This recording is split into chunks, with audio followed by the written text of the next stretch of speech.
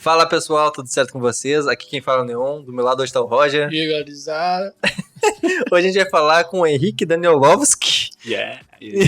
Muito prazer, obrigado por ter vindo aí falar com a gente, cara. Eu que agradeço o convite, cara, um prazer enorme aí estar com vocês e poder compartilhar um pouco de tudo, né? Foi exatamente o que a gente falou quando a gente começou a conversar, que eu acho que por causa da pandemia tem muito mais gente ansiosa hoje, né? Então, acho que é muito necessário o pessoal ver, porque questão de perda de emprego, questão de vida social, então tudo isso causa mais ansiedade nas pessoas. Medo de morrer. Medo de morrer, principalmente. Isso. Mas para quem ainda não te conhece, explica um pouco do teu trabalho para nós. Beleza. Eu trabalho com hipnoterapia, né? Nos últimos anos me especializei em casos de ansiedade.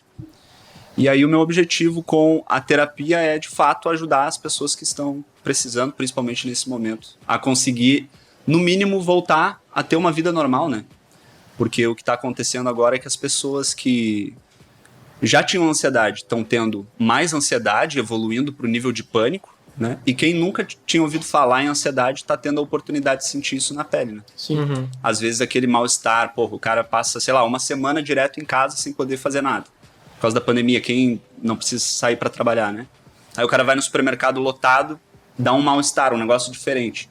Muita gente tá chegando para mim com esse feedback, né? Cara, não sei o que tá acontecendo comigo. Tô bugado, né? Mas porque eu não tinha medo de ir no mercado, por exemplo. Porque não saía, daí quando ia no mercado sentia um... Tipo, era normal pro cara ir no mercado. Lotado era normal para todo mundo. Uhum. Depois do isolamento, depois desse lance da pandemia, qualquer aglomeração, inconscientemente, pode ser sinônimo de ameaça de vida. Entendi. Porque, claro, vai variar de pessoa para pessoa o quanto que a pessoa tá levando essa história a sério ou não. O quanto que ela acompanha a notícia, por exemplo. Sim. Então tudo isso vai influenciando. Então tem gente que tá travando, por exemplo, na porta do Zafari ali, não consegue entrar. Caralho. Ou entra com o coração disparado, quer entrar e já quer sair logo. Tipo, fica tratando as pessoas mal, olha uma pessoa sem máscara, meio que, porra, por que tu tá sem máscara? Sim, já era torto, já... Então a pessoa começa a mudar todo o comportamento dela em função do que tá acontecendo. É muito uma quebra de rotina, né? Que acabou, tipo, gerando isso. Total. Mas como é que funciona a hipnoterapia? Cara, essa é uma pergunta bem... todo dia eu respondo essa pergunta. Porque as pessoas vão fazer hipnoterapia, mas morrem de medo do que é isso. Então, assim, o que tu imagina que seja hipnoterapia? Sei lá, é aquela cordinha ali. Não, deixa eu pegar. Deixa eu tirar do bolso aqui. Não tenho. Não, mas até naquele filme lá, acho que era o Run, né? Em português é cor. Bizarro aquele filme. Sim, ou a mulherzinha lá mexendo com a colherinha ali. Por isso que vocês não botaram colher aqui pra mim. Exatamente. Agora, por isso que eu já não fico nem com medo do relógio, fico mais com medo de jogar com a xícara, tá ligado? Cara, aí que tá o grande ponto, né? Que atrapalha um pouco e ajuda um pouco, né? É bom e é ruim. A hipnose é uma coisa muito antiga, muito antiga. Então, antigamente, quando se começou a estudar a hipnose, se tinha um viés um pouco mais místico. Sim. Ela vinha por trás de uma roupagem muito poderosa, assim, como se a pessoa que faz hipnose tivesse superpoderes. E se tu assiste o Corra, por exemplo, cara, tu não quer conversar com aquela mulher lá, né? Que ela vai te colocar, vai fazer tu virar um escravo, uma parada assim, né? Então, dá a impressão de que a pessoa que faz hipnose, ou por exemplo, se tu vai passar por uma sessão de hipnoterapia, tu meio que vai, sei lá, vai sair do teu corpo, vai ir para um outro universo, uma parada assim. E acaba criando essa impressão na maioria das pessoas, né? Só que hipnose, na verdade, não é bem isso, né? Tem níveis e níveis. Pro contexto terapêutico, melhor, corrigindo, né? Aquilo que acontece no filme é impossível acontecer. É impossível, é ficção. Tem uma série também na Netflix chamada Freud, e que eles mostram hipnose de um jeito extremamente poderoso, assim. Muito místico daí. Místico, onde, por exemplo, tem uma pessoa lá que... eu não lembro o nome da personagem, faz um tempão que eu vi, mas ela é meio bruxa e também conhece técnicas de hipnose, enquanto Freud está estudando e aprendendo hipnose, né? E ela vai lá e hipnotiza um cara pro cara cortar a própria garganta. E o cara vai lá e se mata. Tipo, isso é impossível, não tem como acontecer. Mas claro, se for apresentar a hipnose como uma coisa, como ela realmente é num filme, não vai ter muita graça. O legal é tu criar uma fantasia por trás. Deixar um negócio muito grande. Né? Então, o que é de fato hipnose? Toda vez que você presta atenção em algo, ou que você imagina algo, ou seja, toda vez que tu usa a tua atenção propositalmente ou naturalmente em alguma coisa, E essa coisa a qual tu tá prestando atenção faz tu mudar o que tu tá sentindo, tipo, ficar mais feliz, ficar mais triste, ficar mais animado, ficar mais, sei lá, depressivo, sentir vontade de fazer alguma coisa. Toda vez que isso acontece, que a tua atenção mexe no que tu tá sentindo, a gente pode dizer que dentro da tua mente está acontecendo um processo hipnótico. Então é muito mais natural do que a maioria das pessoas imagina. Isso que é muito louco. Então, a pessoa que sofre de ansiedade é uma pessoa que vive hipnose o dia inteiro. Porque ela está imaginando coisas que fazem ela se sentir muito mal.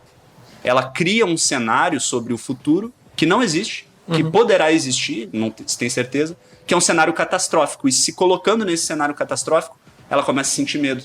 E sentindo medo, o corpo dela começa a querer se defender. E aí vem os sintomas, que são lá coração acelerado, aquelas coisas todas. Então, o que é hipnose? É o uso da comunicação para mudar como a gente está se sentindo. Isso quando aplicada num contexto terapêutico. Agora, hipnose não é uma coisa que eu faço, ou que o cara lá, o bem dormido, acho que é Flávio Puentes, alguma coisa assim, fazia, né? Que é bem conhecido. O que ele faz? Ele, através da comunicação, induz você a sentir-se de determinadas maneiras, né? E aí usa uma estratégia de comunicação para isso. Mas hipnose acontece em todo momento. Quando a gente assiste um filme, por exemplo, e termina o filme pensando, caralho, mano, vou mudar minha vida inteira agora. Agora eu vou abrir um negócio, vou ficar milionário, sei lá. Ou tu chora no final do filme. Porra, tu prestou atenção em algo, esse algo fez, por algum motivo, tocar a tua emoção e a tua emoção veio à tona. Dentro da tua mente está ocorrendo hipnose. Então, dá pra dizer, seguramente, que hipnose não é uma coisa que as pessoas fazem. É uma coisa que acontece dentro dos teus pensamentos, quer você queira, quer não. É que acho que o jeito que a hipnose é apresentada pra gente é muito diferente do que realmente é, né? Total. Tipo, do jeito que o cinema nos mostra, a hipnose é um negócio instantâneo e que é gerado na... Quer dizer, instantâneo e gerado na hora é a mesma coisa, né? Mas, tipo, tu faz ali e já acontece. E ao invés disso, é todo um processo de sugestão, né? Exato. Claro, aí envolve vários fatores, né? Quanto maior for a expectativa da pessoa para o processo, quanto mais ela se preparar, quanto mais ela entender, mais rápido vai ser o resultado.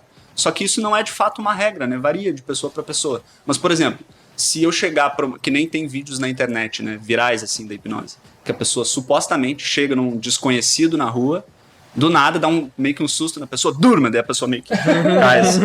Impossível. Fake total. Tu já viu aquele Pyong Lee? Já, claro. E o que tu acha? Cara, o que ele faz de entretenimento é uma coisa.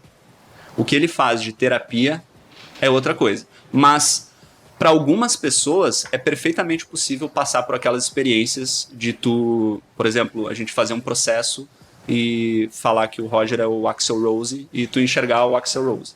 Para algumas pessoas isso é possível. Para a maioria das pessoas, não.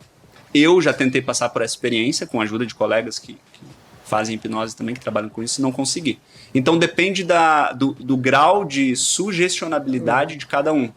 Por exemplo, tem um exercício lá, o mais conhecido de todos de hipnose, que é de ficar com a mão colada, né? Tem gente que fica, tem gente que não fica. Então, assim, não é um poder que tu pode usar para controlar uma pessoa. Essa é uma das grandes dúvidas também. A pessoa chega para fazer terapia e pensa, o Henrique vai desvendar todos os meus segredos. Vou ficar aqui de olhos fechados para sempre. Se a internet cair, já era. Vou ficar em transe profundo pro além, né? E, na verdade, isso não tem como acontecer. Então, respondendo a tua pergunta sobre o Pyong, de fato, aqueles fenômenos acontecem. Mas não é bem da maneira que parece. Então, a maioria das pessoas que passa pelo processo de alucinação, onde ela tem a impressão de estar vendo outra pessoa, ela não enxerga outra pessoa. Ela tem a sensação como se estivesse na frente da pessoa. Tanto que se tu vai ver alguns vídeos, as pessoas se emocionam realmente. Realmente. É muito louco. Então, tem pessoas que são mais propensas a acabar enxergando e outras não. Para esse tipo de fenômeno, sim. Assim como tem exercícios mais bobinhos, como esquecer o próprio nome, ficar com a mão colada, não conseguir mexer uma parte do corpo. A grande maioria das pessoas consegue passar por experiências assim com mais facilidade. Só que não tem uma regra. Por exemplo, teve uma vez que eu fiz o exercício, eu passei pela experiência como sujeito, né? De ficar com as mãos coladas e não consegui me permitir o suficiente para sentir aquilo. Numa outra situação, fui fazer o mesmo exercício e consegui. E numa outra, fui fazer e consegui. Ou seja, tu não conseguiu desgrudar? Não consegui desgrudar. Até receber o comando para soltar. Mas isso, por que uma vez eu não consegui, outras vezes eu consegui, depois não consegui de novo? Porque é uma habilidade mental que pode ser treinada. Então, hipnose fala muito sobre isso. Treinar habilidades mentais. Mas tu tem que estar, tu tem que meio que estar num nível de aceitação de sugestionabilidade, né? Pra te conseguir pegar tu isso. tem que chegar e estar assim, cara, eu quero sentir minha mão colada.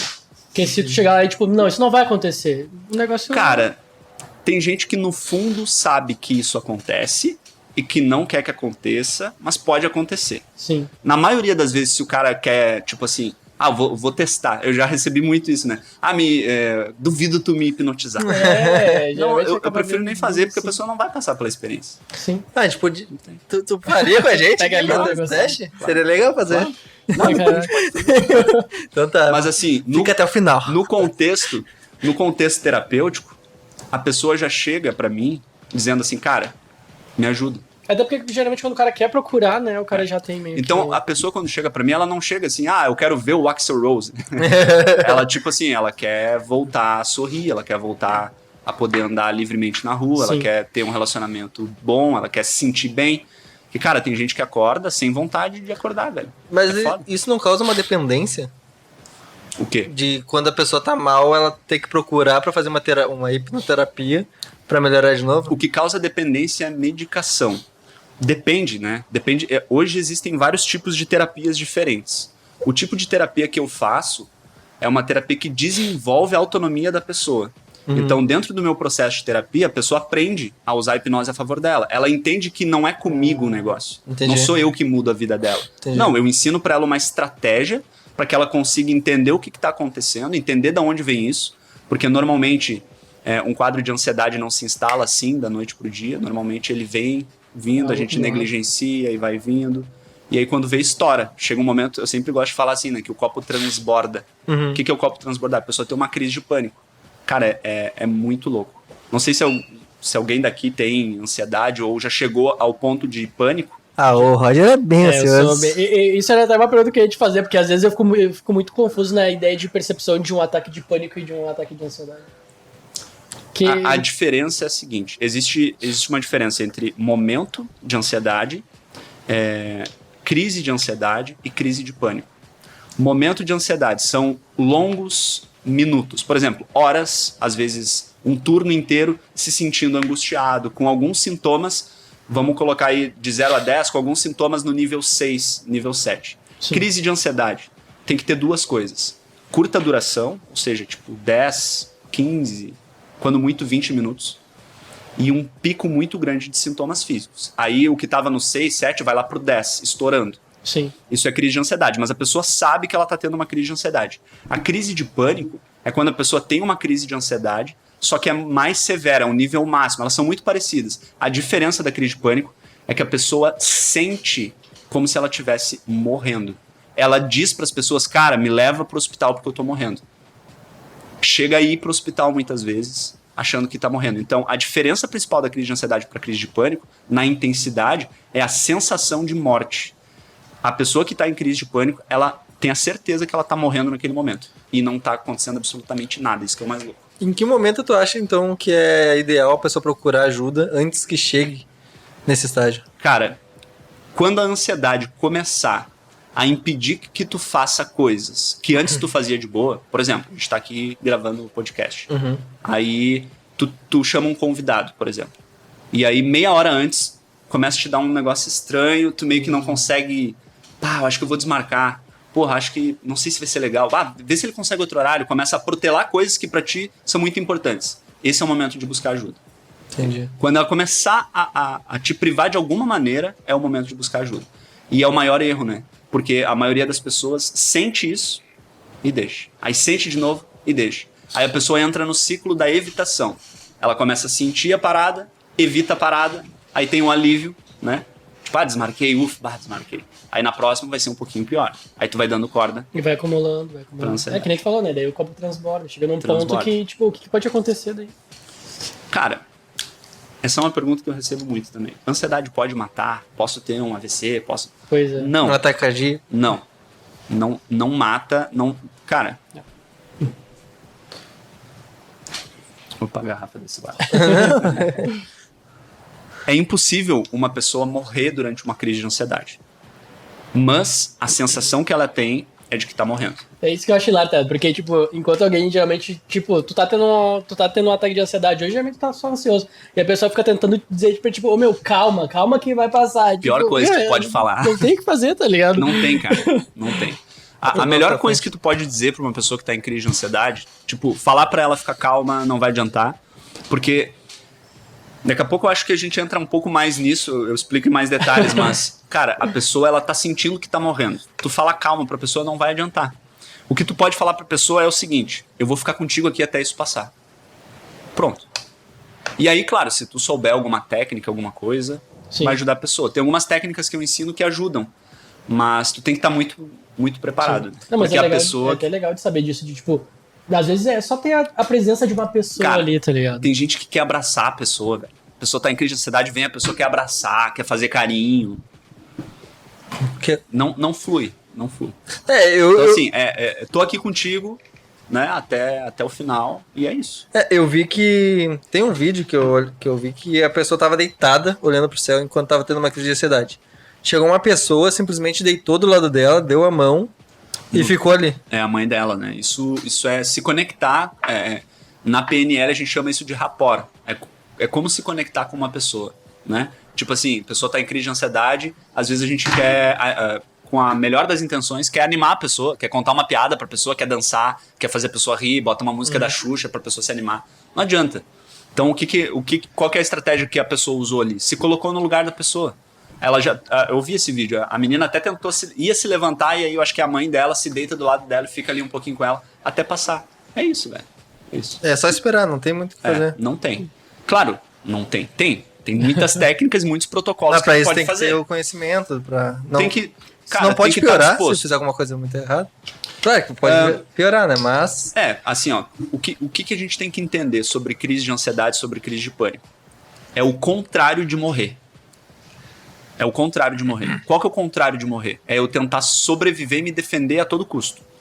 Então, durante uma crise de ansiedade, uma crise de pânico, o que de fato está acontecendo é que o sistema nervoso está em modo de defesa.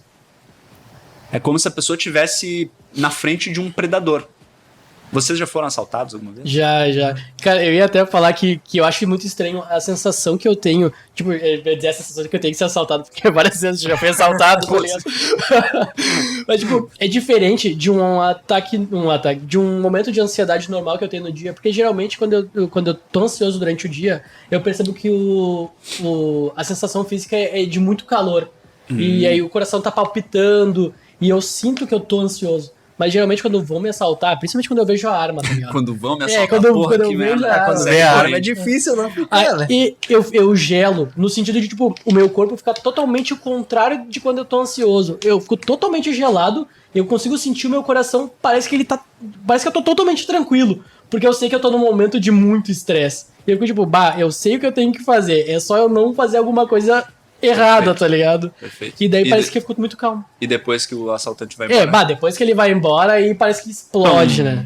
Isso aí. É uma bomba. O nome disso é reação de luta ou fuga. É o princípio básico da ansiedade. Então, tem pessoas que na mesma situação que tu vão começar a chorar na frente do cara que tá assaltando. Tem pessoas que vão tentar reagir sem querer reagir, inconscientemente. A pessoa vai pra cima. Tem pessoa que vai gelar, tem pessoa que vai ficar calma e depois vai ter uma crise de ansiedade. Logo depois do assalto vai sentir aquela descarga de adrenalina inteira. Então, qual que é a diferença? É o que tá gerando o estímulo.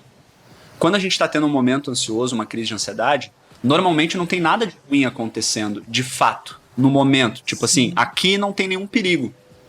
Mas eu começo a alimentar, sem perceber, pensamentos. Esses pensamentos vão alimentando outros pensamentos. Vira meio que uma novela mexicana, na maioria das vezes. E aí aquela imaginação começa a disparar medo na pessoa. E aí aos poucos ela vai percebendo alguns sintomas. Então, por exemplo, começa a imaginar, de novo você aqui na rua, será que eu vou tomar uma ruim de novo? Vou ser assaltado de novo? Aí tu começa a te conectar com aquilo, daqui a pouco o coração dispara, tu já começa a acelerar o passo.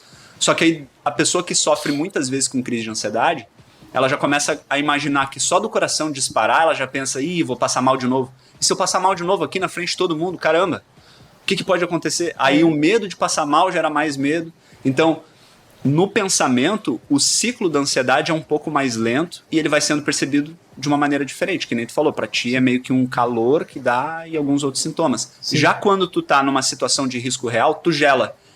Essa é a reação genuína de luta ou fuga. Para isso que ela serve, para te colocar de maneira melhor possível, com base nas tuas experiências, Sim. no momento de risco. Então, o que faz tu reagir dessa maneira, talvez, é porque tu já tenha passado por várias vezes, já sabe mais ou menos o roteirinho na tua cabeça do que vai acontecer. Já sabe, porra, tem que comprar o telefone de novo. O cara já tá até antecipando o que vai fazer depois do assalto. Então, fica... a resposta é menos... É como se tu já tivesse uma previsão do que pode acontecer. E quando tu toma pela primeira vez uma ruim dessas, normalmente a reação é bem maior. Com bem certeza. maior. É que na última vez que a gente foi assaltado, foi bem forte, né? Mas aquela lá não foi a minha primeira. Não, mas é que Aquela depois, já era. depois daquela lá, tu começou a ter... Isso sim. Acho que, na verdade, Porque eu foi- já tava mais velho, daí eu acho que eu comecei a meio que... Quando o cara vai ficando mais velho, o cara vai meio que percebendo como é que o mundo funciona, né? Né? E vai ficando cada vez mais próximo da morte também. Que papo chato. Todo dia. Não, é que da última vez a gente foi assaltado, vieram 3 caras em cima da gente, um com arma. Aí a gente olhou do outro lado, já tinha mais 2 caras, também armados. Porra. E aí os caras chegaram falando, não corre, não sei o quê. Aí perguntaram se eu tava armado, pediram pra eu levantar a minha camisa. Aí começaram a revistar o bolso de todo mundo pra ver se tava com celular. Aí nesse dia levaram o celular, né? Esse aí, levaram. Aí depois aconteceu exatamente isso, pra ver que cada um teve uma reação. Eu fiquei meio em choque, né? Eu só não fiquei mais em choque porque meu celular tinha deixado carregando em casa. Deu um alíviozinho. Deu um alívio. Mas daí levaram o celular do Roger, um amigo nosso, que era o Júnior, ele tava com o celular aqui, o cara botou a mão do lado e não viu o celular, daí não roubou. Mas cada um teve um negócio. O Roger ficou puto, o Roger queria voltar e bater nos caras. Foda. Eu Compreensível. fiquei indignado, e aí e a gente só foi assaltado porque o taxista, que tava com a carteira do Júnior, nosso amigo, pediu pra gente buscar na onde o Júnior tinha ficado da outra vez. A gente teve que atravessar uma rua escura, então se não tivesse isso aí, a culpa do taxista, a gente provavelmente não teria sido... Não, com certeza não teria sido assaltado. Então acho que gerou mais essa raiva. Com certeza, com certeza. E na hora, né? Dispara na hora. E aí, com certeza, a próxima vez que vocês saíram juntos já foi diferente, né? Já teve um cálculo, tipo... Sim, às vezes... Qual que é a estratégia pra sair hoje? Às vezes vai no mercado, vou deixar o celular em casa, né? Dependendo da hora, pra não ter problema. Daí gera... Mas aí que tá, daí a gente vai ficar sempre com esse estigma. Não necessariamente. Não necessariamente. O objetivo do nosso cérebro, basicamente, falando de instinto, é 2 grandes objetivos. Sobreviver a qualquer custo, né? E ele tem várias estratégias de sobrevivência, e reproduzir a espécie. Inconscientemente, é esse o objetivo da nossa mente. O resto é o que a gente aprende com a cultura das sociedades. Dependendo do lugar que tu nascer do mundo, tu vai pensar de um jeito, vai acreditar numa coisa diferente. Mas instintivamente, é sobrevivência e reprodução da espécie. Então, quando tu passa por uma experiência que ameaça a tua vida, naturalmente, tu gera um aprendizado. Tu tem um erro, o que a gente chama de erro de previsão. Tu achou que tu ia passear de boa e tu tomou uma ruim que, arriscou a tua vida. Às vezes um detalhe que o cara podia ter feito errado ali, sei lá, apertar o gatilho na hora sem querer, podia ter dado uma baita merda. Então tudo isso passa pela cabeça. Então ali tu gera o erro de previsão e precisa de um novo aprendizado. A partir dali tu começa a balizar as tuas novas experiências com aquela e tu vai querer prevenir. Claro, tem gente que passa por essa experiência e segue a vida normal. Tem gente que passa por essa experiência e não sai mais na rua. Tem gente que passa por essa experiência e começa a ter crise de ansiedade todo dia. Então, assim, varia muito de pessoa para pessoa, varia muito da bagagem que cada um traz.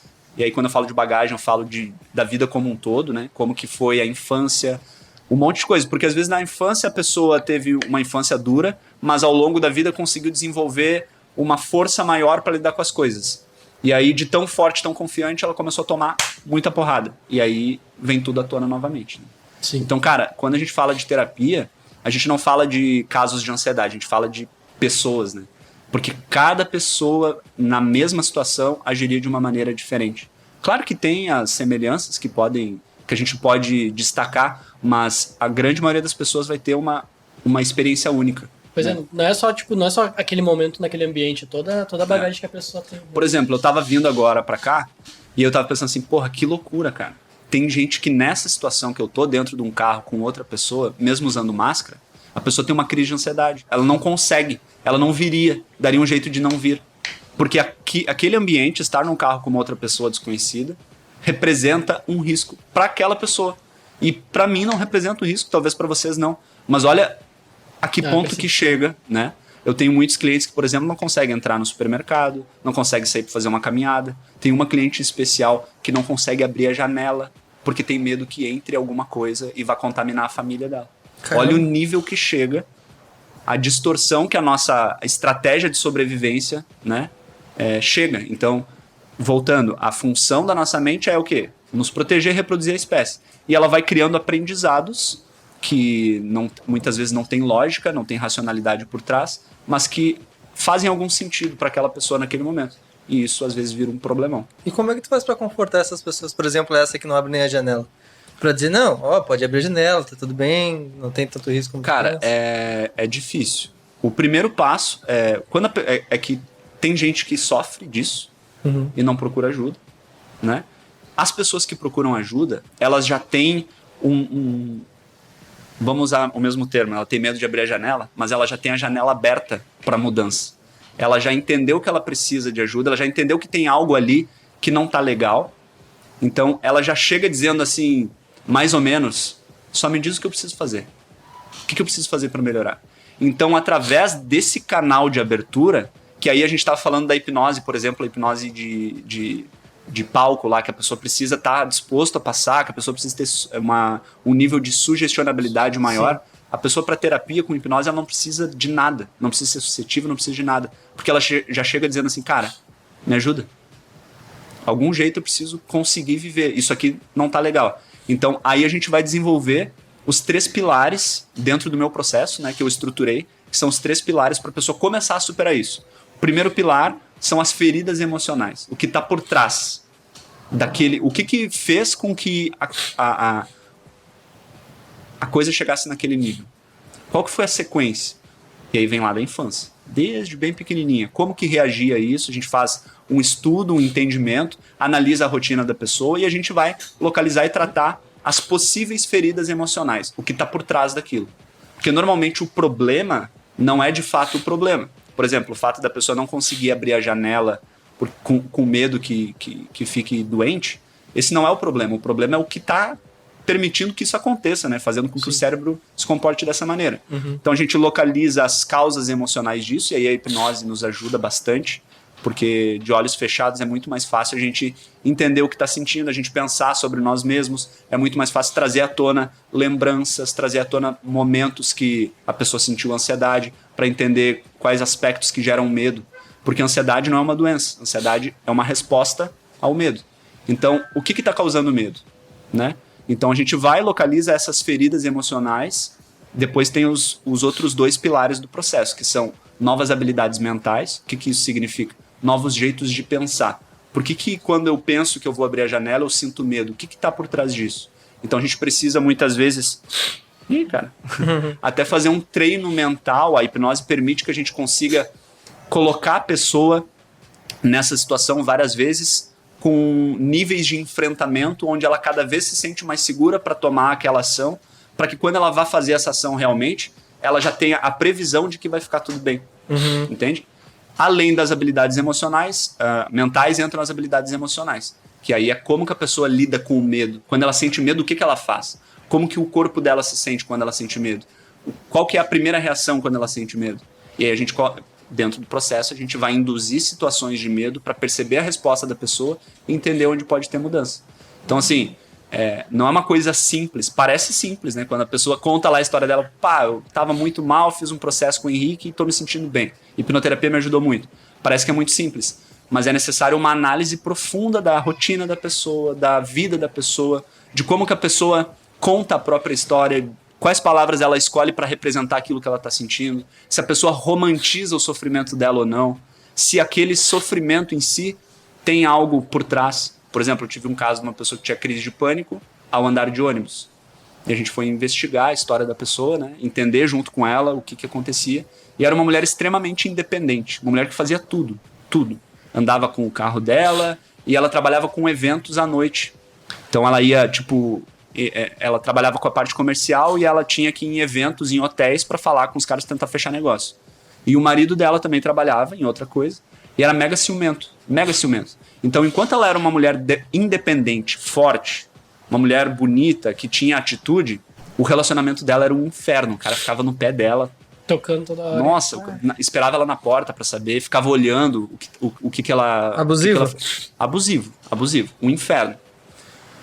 De tanto acumular problemas desse relacionamento, ela começou a se sentir cada vez mais desconfortável com o relacionamento, portanto, queria sempre trabalhar mais.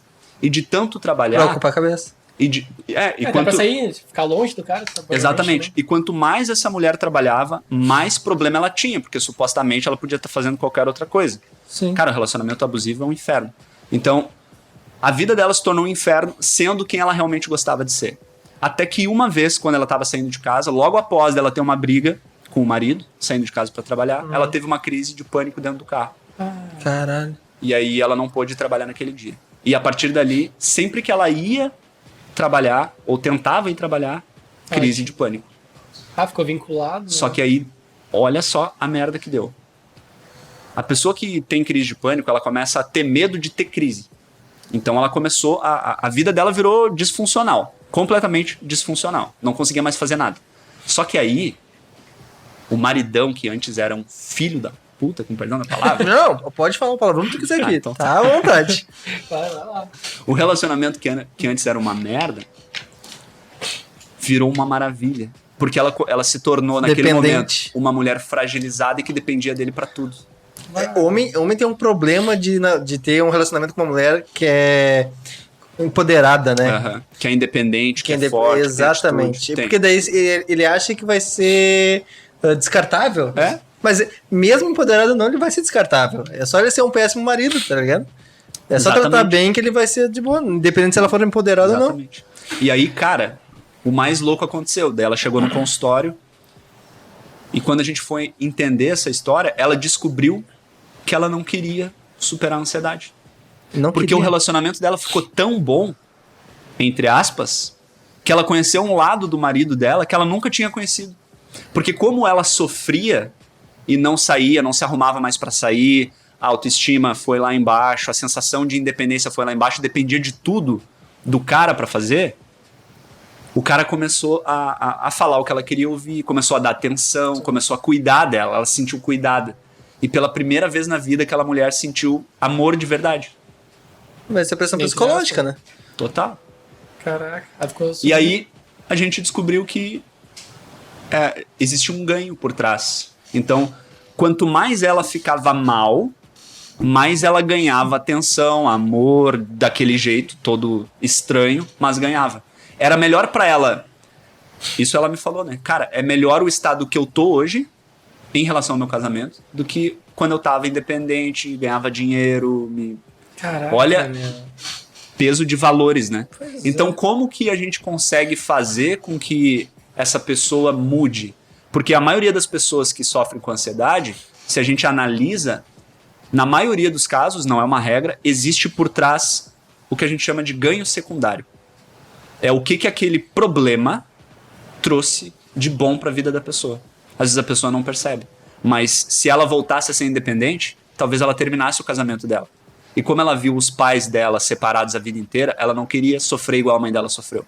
Então ela quer se manter no casamento. Entende que uma coisa vai puxando a outra? Caraca. Cara, é montar quebra-cabeça. Pai, o que o cara vai falar pra uma pessoa que chega ali e diz isso pra ela, tá? Tipo, não, minha ansiedade me deixou numa situação melhor. Tô melhor assim. Eu sofro quando eu tenho crise, mas aí o que eu faço pra não ter crise? Eu simplesmente não saio de casa. Esse eu acho que é um grande problema da maioria dos brasileiros, que é terminar um relacionamento, né? Por mais que tá fazendo mal. Cara, é um dilema pra maioria das pessoas. Mas, pelo que eu entendi, então, primeiro pilar, tu praticamente investiga até a infância da pessoa. Não é bem investigação, né? Tipo, Sherlock Holmes liga pra mãe da... não, ela tava primeiro pilar é isso, é entender a estrutura emocional da pessoa, entender a linguagem da pessoa, como que ela se comunica, o que pra ela é certo ou errado, o que pra ela é bom ou ruim, qual que é a crença religiosa dela, como que ela vê a ansiedade, o que é a ansiedade pra ela. Mas o que ela tem, né? Por exemplo, o que ela carregou durante a infância, tem deve ser, eu acho que mais que 50% da culpa, ou, sei lá, do motivo... A influência. De influenciar o motivo dela estar ansiosa ou deprimida. Porque a ansiedade leva à depressão, né? Na maioria dos casos. Se não tratar, cara... Porque o que acontece? Por que leva à depressão? Porque a ansiedade faz com que tu deixe de fazer as coisas que tu fazia normalmente por medo. Então, por medo, a pessoa vai cada vez fazendo menos coisas. Vai cada vez se privando daquilo que é mais importante para ela. Esse exemplo que eu te dei dessa mulher, para ela, o valor liberdade, autoestima, dinheiro era muito alto. Só que não era maior do que relacionamento. Entende? Então, cara, tá tudo interligado. A infância é uma das etapas mais importantes na formação do nosso caráter, da nossa personalidade. A gente quando pequenininho, a gente é inconscientezinho ambulante, né? Então, é uma cópia do que a gente vê, do que a gente escuta, do que a gente faz. E é lá que a gente vai dando os primeiros significados para as coisas, né? Então, eu e todo mundo que tá aqui, na verdade, nós somos a mesma pessoa que era, cara, um molequinho que tentava botar o dedo na tomada às vezes, tá ligado? Então, isso influencia diretamente, cara, na resposta que a gente tem de ansiedade. E aí varia de infância para infância. Por exemplo, o meu caso de ansiedade estava ligado à exposição. Quando eu era bem pequenininho, nas primeiras experiências de escola, de apresentar trabalho, eu passei por uma experiência terrível. E aí eu comecei a gaguejar lá na frente, segurando uma folhinha, tremendo, que eu odiava isso. Por ver os outros desconfortáveis, eu não queria fazer. E eu lembro até hoje, direitinho. Eu comecei a tremer, comecei a rir.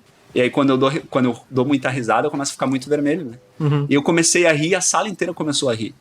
E quando eu ouvi a sala inteira começar a rir, eu não consegui controlar o que eu tava... Eu não sei o que eu senti na real. E aí eu comecei a misturar uma risada com um choro. Foi bizarro, assim. Eu meio que engasgava e eu comecei a chorar. E aí eu saí da casinha, velho. Saí. Mas como assim sair da casinha? Cara, entrei em crise. Eu comecei a chorar descontroladamente. A professora me botou no cantinho ali, meio que deixou e seguiu o trabalho. Tive que sair da sala, tá ligado? Caralho. E a partir dali eu nunca mais consegui me comunicar bem com as pessoas, né? Nunca mais. Trabalho pra mim era um inferno, assim. Trabalho de escola. Eu era o cara que estudava, que fazia o trabalho e... Tipo, na hora que apresentava. Tu fazia e outro apresentava. Outro apresentava, ou eu faltava, porque tinha trabalho que era obrigado a apresentar, faltava. Sempre tentava remediar ao máximo pra não precisar apresentar. Fazer apresentação. Era um inferno. Foi daí que tu começou, de repente, uma terapia, que tu viu que era isso que tu queria? Cara, eu fui evoluindo, algumas coisas eu consegui superar, outras coisas não consegui superar. E aí, a partir do momento que isso começou a me atrapalhar no trabalho, porque eu trabalhava na área comercial antes, tipo, falar pra uma pessoa, pra mim, era de boa. Se tinha mais de uma pessoa, que nem tá aqui, por exemplo, tem um pessoal aqui, pra mim era um inferno. Inferno total. E aí eu, por exemplo, eu tinha que visitar clientes, eu sabia que lá ia ter um cliente. Porra, confiante. Fechava negócio. Perfeito. Agora chegava lá e tinha duas pessoas, ou era o proprietário do negócio e mais alguém, lascava. Tremia. Às vezes evitava, chegava na porta, voltava. Não é meio que uma sensação de quebra de rotina daí, que geralmente, no ambiente comercial que tu tava, geralmente era na tua rotina, geralmente tu tava ali no teu ambientezinho, atendia o telefone, fazia as anotações, mas daí, tipo, uma visita em algum cliente, coisa assim, saía da tua rotina. Mas era uma atribuição pré-estabelecida. Ou seja, eu era um executivo externo de contas e eu tinha que atender as pessoas. Fazia parte do meu trabalho. Sim. Só que na maioria das vezes tu vai falar com o cara que assina, o dono do negócio. Só que chega lá, às vezes o cara não tá sozinho. E o simples fato do cara não tá sozinho já quebrava o ensaio mental que eu tinha aqui. Entende? Sim. Porque antes de, tipo, indo pra lá, tu imagina como que vai ser. Por exemplo, vindo pra cá eu pensei, vai ser legal, vamos trocar uma ideia, bater um papo lá de boa. Cria um filmezinho do que vai acontecer e na realidade não é o que acontece. Né? Não é igual como acontece. Às vezes, a maioria das vezes acontece algo que a gente não espera. Sim. E o fato de eu chegar lá e o meu filmezinho mental não ser o que eu achava, me colocava em estado de ansiedade. O problema de falar com duas pessoas não é porque minha percepção. Tô falando contigo e com o Roger, tá?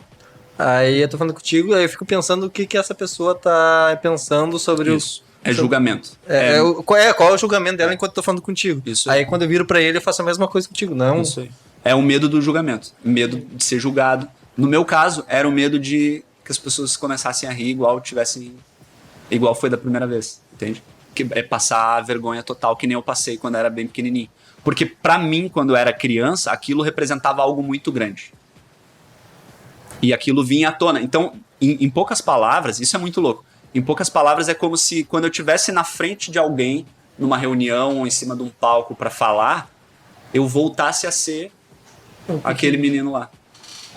E é isso que acontece com as pessoas, cara. Na maioria das vezes. Em determinados momentos, a pessoa reage de uma maneira infantil, mas não negativamente infantil. É questão comportamental mesmo. O nosso cérebro não gosta de aprender a lidar com situações difíceis. Sim. Ele só usa o aprendizado que tu já tem. Por isso que eu perguntei do negócio da rotina. Porque eu vejo muito que eu sinto menos ansiedade depois que aquilo se torna repetitivo na minha rotina. Por exemplo, sei lá, tô indo pro trabalho todo dia. O primeiro dia de trabalho, pra mim, é ansiedade lá em cima, tá ligado? Mas, tipo, passou um mês, que nem tu falou, meio que tá ensaiado, tu já sabe como é que é. Mas aí, tipo, se tem uma reunião com o cliente, ou se tem alguma coisa que sai daquilo lá, já me ataca. O nome disso é habituação. É por isso, todos nós temos isso. E em casos de ansiedade, a gente vai buscar habituação. Ou seja, colocar a pessoa em contato com aquele estímulo para que ela se acostume. É igual dar um grito aqui do nada. Dá um gritão. Tu assusta. Se eu der um grito em seguida, tu assusta menos. Se eu der o terceiro grito, já ninguém se assusta. Tu te adapta àquilo. Exato. Não traz o mesmo estímulo. Então, dentro do processo de casos de ansiedade, quando a pessoa sofre de ansiedade, a gente tem que identificar quais são as situações que trazem esse disparo de adrenalina. Coloca ela em alerta para que a gente use essas situações dentro do contexto usando a hipnose para acostumar ela com aqueles estímulos.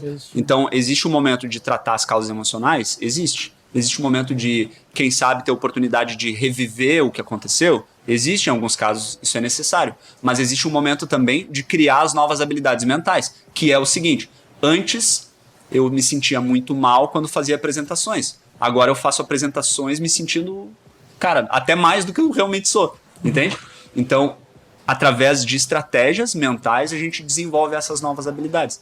Por que isso é possível? Aí entra um conceito que eu sempre bato muito em toda sessão, em toda live, que é: o nosso cérebro não sabe a diferença de imaginação e de realidade. Isso é uma parada muito louca. É só por isso que quando a gente sonha, a gente tem sensações reais.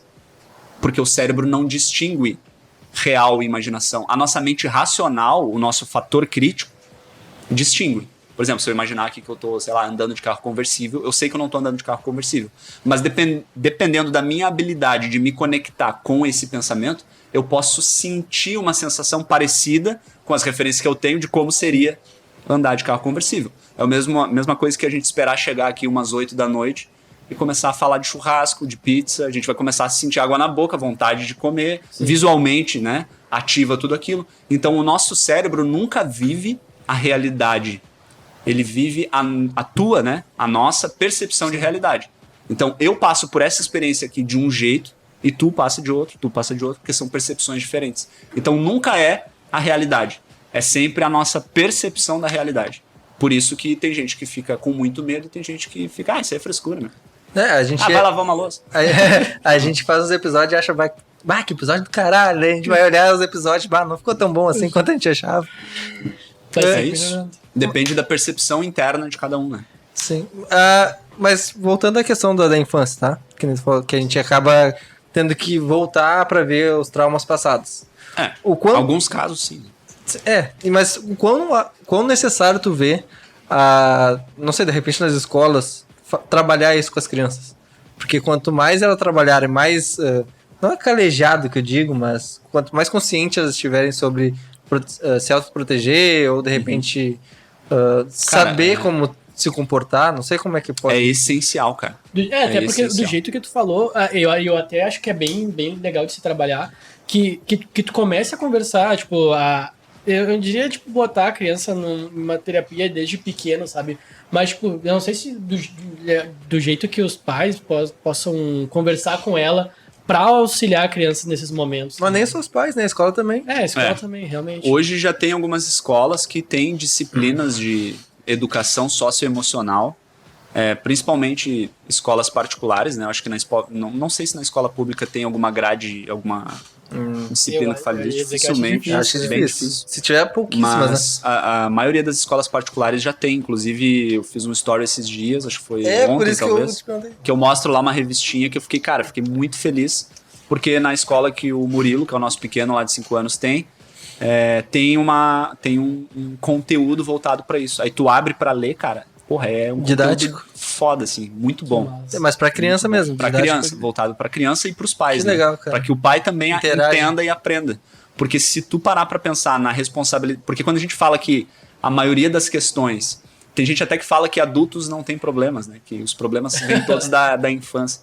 Mas não é bem isso, né? Tem vários problemas que vêm da vida adulta, sim. Mas quando tu para pra pensar na responsabilidade que tu tem ao educar uma criança, a se tornar pai, né? O quanto que aquela criança vai ser influenciada por ti, tem gente que pira o cabeção, cara. Pira o cabeção. E aí, tentando ajudar, acaba errando. Então, assim, tem que ter esse reconhecimento de que a gente não é perfeito e que não tem como fazer uma educação perfeita pro filho. A gente vai errar em alguma coisa. Mas tem como tu entender estratégias para tentar desenvolver áreas específicas nos pequenos, né? Eu acho que é até bom as escolas trabalharem isso, porque dependendo da criança, se tiver problemas em casa, não adianta os pais, porque os pais não vão ajudar, entendeu? Aí precisa ter um terceiro pra ensinar isso. E, cara, é muito louco porque é muito individual, né? Às vezes, por exemplo, 2 irmãos de idade próxima, e aí os pais, por exemplo, um é alcoólatra e a outra, sei lá, viciada em droga. E vê aquele relacionamento ruim, aquelas brigas, o pessoal usando droga na frente das crianças. E aí, às vezes, um filho se torna dependente químico e o outro, sei lá, abre uma ONG contra as drogas, tá ligado? Com a mesma criação, vendo as mesmas coisas. Então, na real... A diferença é que um viu o irmão virar dependente químico, né? Também. Que daí teve um incentivo pra ONG. Não dá pra saber ao certo, mas o que sustenta o comportamento que a gente tem, tanto na infância quanto na vida adulta, é o significado que a gente dá pras coisas. Então, para muitas pessoas, apresentar um trabalho na escola foi de boa. Era legal, gostava de fazer para algumas pessoas. Para mim, o significado que aquilo tinha era bizarro. Era algo muito, muito sofrido. Sim, tá aterrorizante. Então, o problema não é apresentar trabalho. O problema é o significado que aquilo tem para mim. Para algumas pessoas, abrir a câmera e gravar um story é um inferno. Para outras pessoas, não. Então, é o significado que tem. E aí, a criança... ela não tem muita bagagem. Ela tá aprendendo, né? Sim. Ela tá sendo influenciada direto. A gente não tem como saber qual que é o significado que a criança tá dando pras coisas. Então, nós como seres humanos adultos que queremos formar seres humanos bons, precisamos pensar, porra, como que eu posso comunicar, como que eu posso falar pra essa criança de uma maneira que eu consiga mais ou menos entender o significado que ela vai dar para aquilo? Como que eu posso perceber no meu filho qual que é o significado que ele tá dando? Se aquilo tá sendo de fato muito foda pra ele, muito difícil ou muito fácil. É muito louco. E aí a gente começa... Tem várias estratégias que a gente pode estudar de como comunicar com a criança para que a gente consiga, de alguma maneira, tentar controlar esse significado. Pois é, até porque do jeito que tu vai explicar pra uma criança não vai ser o mesmo jeito que tu vai explicar pra um adulto, né? Exatamente. E aí é muito mais fácil mudar quem tá comunicando, né? A responsabilidade da comunicação é do comunicador. Tem muita gente que fala assim, eu falo e tu não me entende. Não, peraí. Eu tô entendendo com base no que tá comunicando. Tenta mudar aí pra ver se eu entendo diferente. Né? As pessoas ficam bravas porque a outra não entende. Então, a flexibilidade é nossa de tentar comunicar de um jeito que obtenha o resultado que a gente quer. Né? Mas às vezes também esse nervosismo, por exemplo, de apresentar um trabalho, é muito da falta de preparo, né? Nem sempre, né? Não, sim, mas Tem. Eu não sei porcentagem, vamos supor, 50% é por falta de preparo, até 50% porque realmente a pessoa tem ansiedade. Tipo, eu tava muito preparado pra apresentar o trabalho, porque eu que fazia os trabalhos. Eu sabia tudo. Se alguém perguntasse, eu sabia. Mas eu não tava preparado de preparo de expor aquilo. Isso. Aí sim, total. Isso me lembra que, tipo, eu acho, por parte da ansiedade, é um negócio que chega a me dar uma agonia. De, tipo, às vezes se preparar tanto, e daí tu chega no momento de soltar aquela informação e tá tudo apagado na cabeça. Não vem nada. Não vem. E aí entra a memória de estado, que é quando tu tá estudando, o coração tá de boa, o corpo tá de boa. Memória dependente de estado é o nome desse fenômeno. Aí quando tu tá na frente pra apresentar o trabalho, o coração tá aqui, tu tá em alerta, e aí o teu cérebro tem dificuldade de associar aquilo. Então, por isso que dá o branco. Então, qual que é a ideia? A gente treinar essa habilidade de acessar esse conhecimento em situações onde o coração tá disparado. E é por isso que a habilidade mental é importante. A gente consegue treinar com a hipnose. Né? O mesmo acontece em discussões de casal, por exemplo. Tá lá de boa, relacionamento fluindo, aí começa uma discussão. Aí a pessoa começa a falar, tu começa a se sentir desconfortável, começa a sentir um pouco de raiva, um pouco de medo, um pouco de... Porra, a pessoa tá tentando, sei lá, me criticando. E aí naquele momento... começa a vir, naquele exato, até então tava tudo certo. Naquele momento começa a vir na tua cabeça todas as merdas que aquela pessoa já falou pra ti. Vem o histórico ali, ó. Tudo, vem tudo. Puf, mas 2007. mas de porra, em 1900.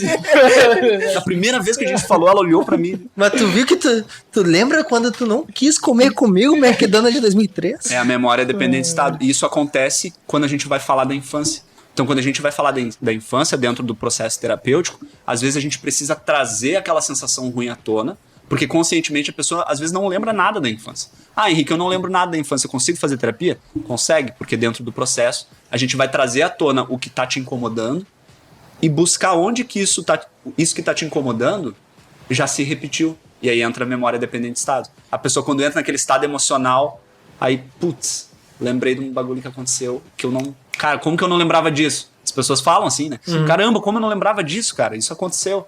Então, é a memória dependente de estado. Tu precisa estar naquele estado emocional desconfortável e ser estimulado a trazer aquilo à tona.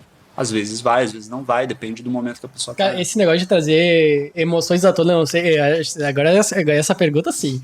Tipo assim, no teu ponto de vista, assim, quando tu tá tentando puxar essas emoções da pessoa, tu não tem medo de que, sei lá, o teu cliente surte? Tipo, por trazer alguma coisa muito forte? Essa é a maior insegurança de todo terapeuta que tá começando. E se acontecer alguma coisa, cara, se a pessoa começar a chorar... Meu medo não é nem ela chorar, sei lá, ela tem um ataque que ele te atacar, tá ligado? Sabe o que me fez virar especialista e estudar a fundo a ansiedade? Uma pessoa que teve uma crise de ansiedade na minha frente, eu não consegui ajudar ela. Durante uma sessão? Durante uma sessão presencial, isso tem uns 3 anos, talvez. Acho que é mais ou menos isso. Mas como é que foi? Cara, ela veio com a queixa de ansiedade, tava sentindo muita ansiedade, e a gente começou a falar dessas coisas, começou a tentar entender o caso dela. E, cara, a nossa mente, lembra, né? Não diferencia muito imaginação de realidade. Sim. Quando eu conto pra ti uma história, eu revivo essa história. Algumas pessoas mais, outras menos. Tem gente que ao começar a falar do quanto ela tá sofrendo, já vem a emoção, já embarga a voz, já começa a chorar, não consegue segurar a emoção. Então, o que aconteceu com essa pessoa? Ela começou a contar. Até então, eu atendia um pouco de tudo. A pessoa chegava com um processo depressivo, a gente buscava melhora. Vício, buscava melhora. Fobia específica, tenho medo de dirigir, tenho medo de barata, sei lá. Buscava melhorar. Até então, eu não trabalhava especificamente com isso. Aí, nessa sessão especificamente, antes de fazer qualquer coisa, antes de explicar o que era hipnose, antes disso, ela chegou pra mim e falou, cara, a ansiedade tá me atrapalhando muito.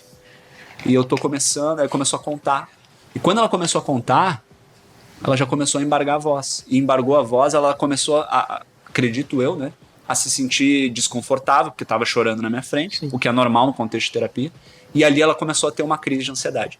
E, cara, quando ela teve aquela crise de ansiedade, é difícil, cara. Tu já teve, acho que tu já teve, né, uma crise de ansiedade? Já. É difícil. Se a pessoa não tiver a consciência do que tá acontecendo, a pessoa passa muito mal. Como é que foi tua crise de ansiedade? Cara, as que eu tive, geralmente... Eu já tive crise de ansiedade, tipo, em meio de festa e tal. E geralmente, quando eu tenho ela... No meio de festa? Sim, direto, tá ligado? Porque é muita gente na minha volta. E daí acontece alguma coisa que, sei lá, no meio da festa não aconteceria, tá ligado? Uhum. Tipo, a primeira sensação que eu tenho... de previsão, né? Exatamente. A primeira sensação que eu tenho... Bom, geralmente porque eu tô bem bêbado também, né? Estou levemente embriagado. Geralmente, a primeira parte da ansiedade ali é todo mundo tá me olhando. E daí tu já começa, tipo, tá...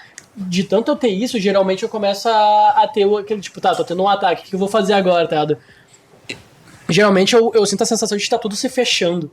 E daí eu quero tentar ir pra algum lugar que eu tenha ar, que eu possa ter ar pra respirar, né? Perfeito. Aí, tipo, vou geralmente areia de fumante. Se tu me ver sentado numa festa, é porque geralmente eu passei por algum ataque de ansiedade, eu tô tentando me acalmar. Perfeito. Aí eu vou lá, me sento, tento respirar, quando eu era pequeno eu tive bastante ataques de ansiedade, só que eu não sabia o que era por ser pequeno, né? A importância da infância aí que a gente tava falando. Mas aí eu já tinha internet, então isso é uma coisa por parte de mim que eu achei bem legal de, tipo, procurar, sabe? Tipo, eu não ia perguntar pras pessoas porque eu tinha vergonha. Mas eu ia procurar na internet, tipo, eu fiquei desse jeito em determinado momento. E daí eu via nos Yahoo Resposta da vida, eu conheci pessoas que passaram por isso. E daí eu via, tipo, o que elas faziam? Aí daí, geralmente, as pessoas falavam, tipo, eu geralmente ficava em algum lugar sentado calminho, respirando, tomava uma água. E daí eu tinha meio uma ideia de o que eu podia fazer, sabe? Sim. Mas realmente, eu dificilmente falava pra alguém, tipo, cara, tô tendo um ataque, ou tipo, cara, eu tô muito ansioso. Até porque tu te sente desconfortável por estar tendo, tu não quer mostrar que tu tá tendo aquilo, né? Exatamente. Que tu tem uma grande preocupação de não querer atrapalhar os outros, né? Isso, também. de não querer ser julgado por isso, porque tem Também. gente que vê isso como frescura, tem gente que acha que por sentir ansiedade, a pessoa é mais fraca. As pessoas vão achar que eu sou, sei lá, mais fraco, que eu tô inventando coisa.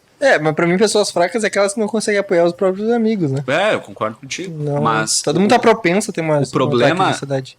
é o e se, né? E se ele pensar isso de mim? Uhum. E o que ele vai falar pros outros sobre isso que eu tive? Geralmente, duas coisas me pesavam bastante, geralmente. A questão de, tipo, não quero atrapalhar a diversão dos outros.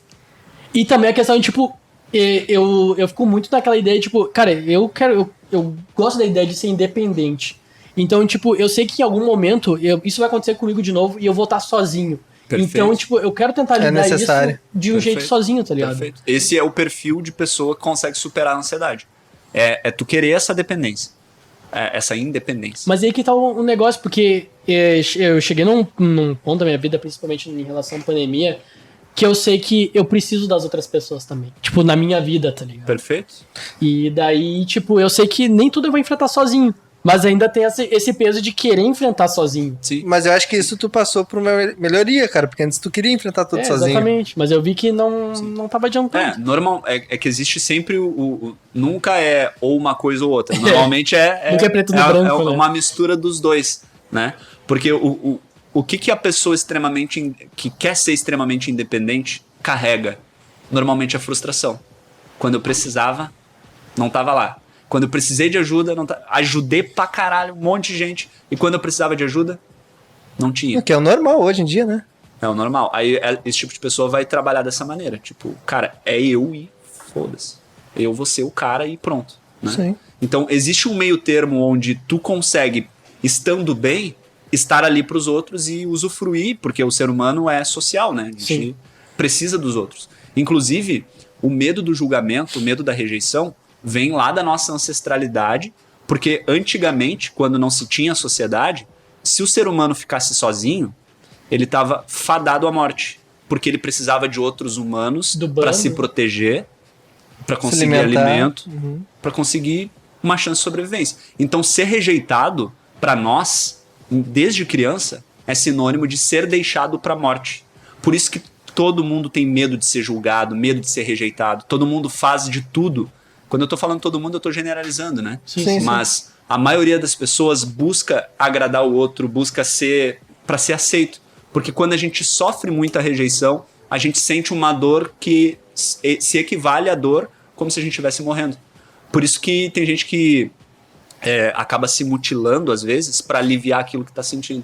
Porque a dor emocional é sempre proporcionalmente muito maior do que a dor física. Porque é uma dor que tu não consegue fazer passar. Sim. É uma coisa que tu não consegue... Não tem um remédio.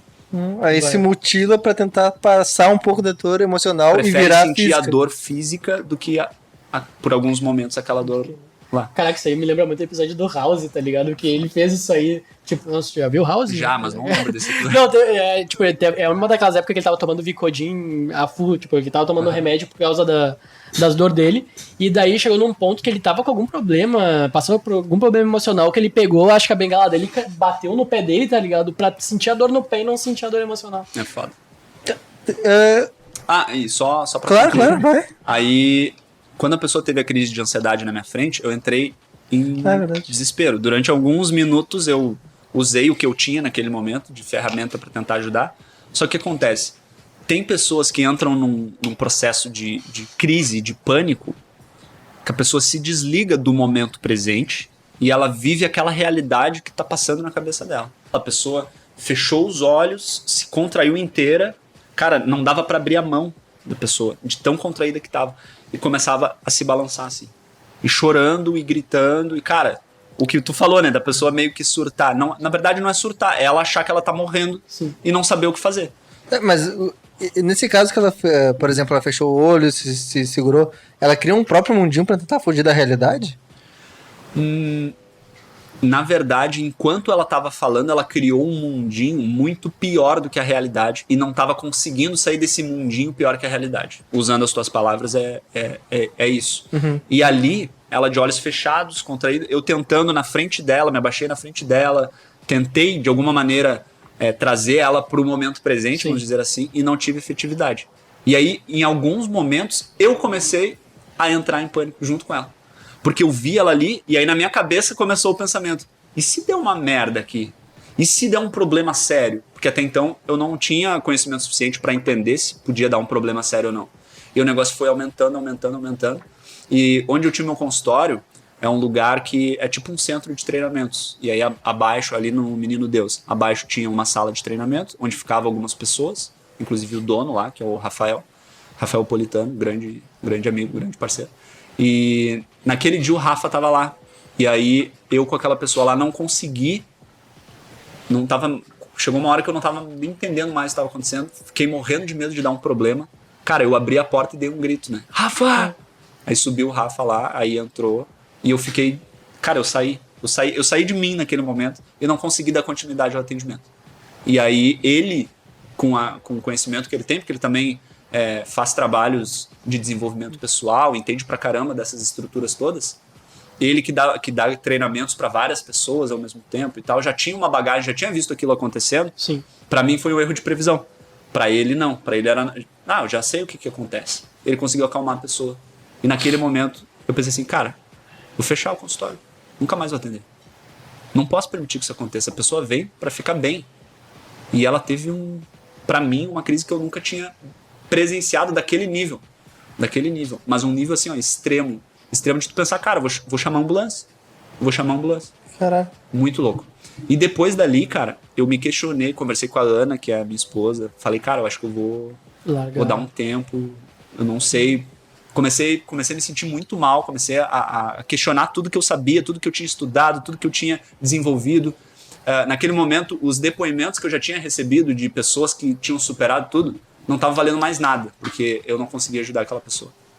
E aí eu me questionei.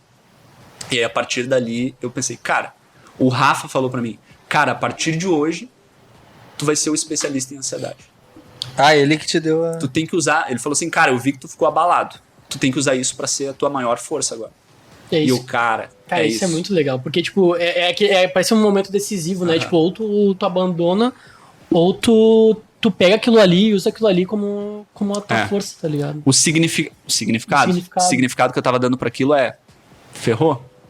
Se não fosse o Rafa naquele momento ali, cara, provavelmente eu ia trazer à tona tudo que eu já tinha trabalhado antes. Sim. Ia vir à tona, mas graças ao que ele me disse naquele momento, e a Ana também, que é a minha esposa, que falou pra caramba comigo, conversou pra caramba comigo, né? Me mostrou que eu não tava mais vendo, porque eu comecei a ignorar tudo de bom que estava sendo construído e comecei a olhar só para aquilo ali. Sim. Isso é o que acontece na maioria da vida das pessoas. As pessoas passam 20, 30 anos muito bem e por causa de uma grande merda que acontece, a pessoa bota tudo a perder. E ela só consegue enxergar aquilo. E isso aconteceu comigo. Então a partir dali eu pensei, cara, vamos lá. Aí eu comecei a estudar, atender, só ansiedade.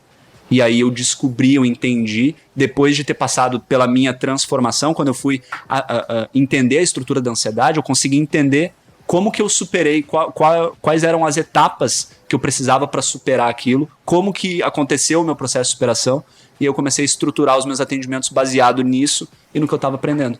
Aí, cara, acabou. Aí nunca mais eu tive um episódio desse. Porque eu consegui, dentro das sessões, estruturar de uma maneira que a pessoa se sinta tão segura que não tem a chance daquilo acontecer. Então nunca mais isso aconteceu. Já aconteceu da pessoa ter uma reação, uma resposta, mas perfeitamente controlável, onde a gente consegue, né, dar autonomia pra pessoa. Sim. Então eu precisei daquele momento pra... Cara, foi divisor de águas pra mim, assim. A Ana, a tua esposa também é terapeuta? Ela também é terapeuta. Ela não atua especificamente só com terapia, mas ela é terapeuta também. Ela trabalha com outras partes, né, de terapia. Por exemplo, ela faz terapia floral. que ajuda as pessoas através de florais, né? Aí é uma parada diferente que ajuda bastante gente, cara. Então, Como é que funciona? cara, ela, se ela tivesse aqui, ela poderia explicar melhor. Porque eu não manjo, né? Então, mas são compostos é uma mistura de ervas que geram compostos. Tem pra vender na farmácia, por exemplo.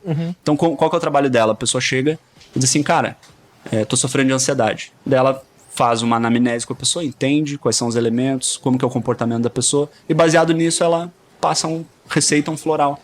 Aí ela entende quais são os compostos necessários para ajudar, né? É um processo fitoterápico, natural. Como se fosse... Cara, eu acho isso muito incrível, sabe? A quantidade de coisas naturais que a gente tem à nossa disposição que podem auxiliar nisso, sabe?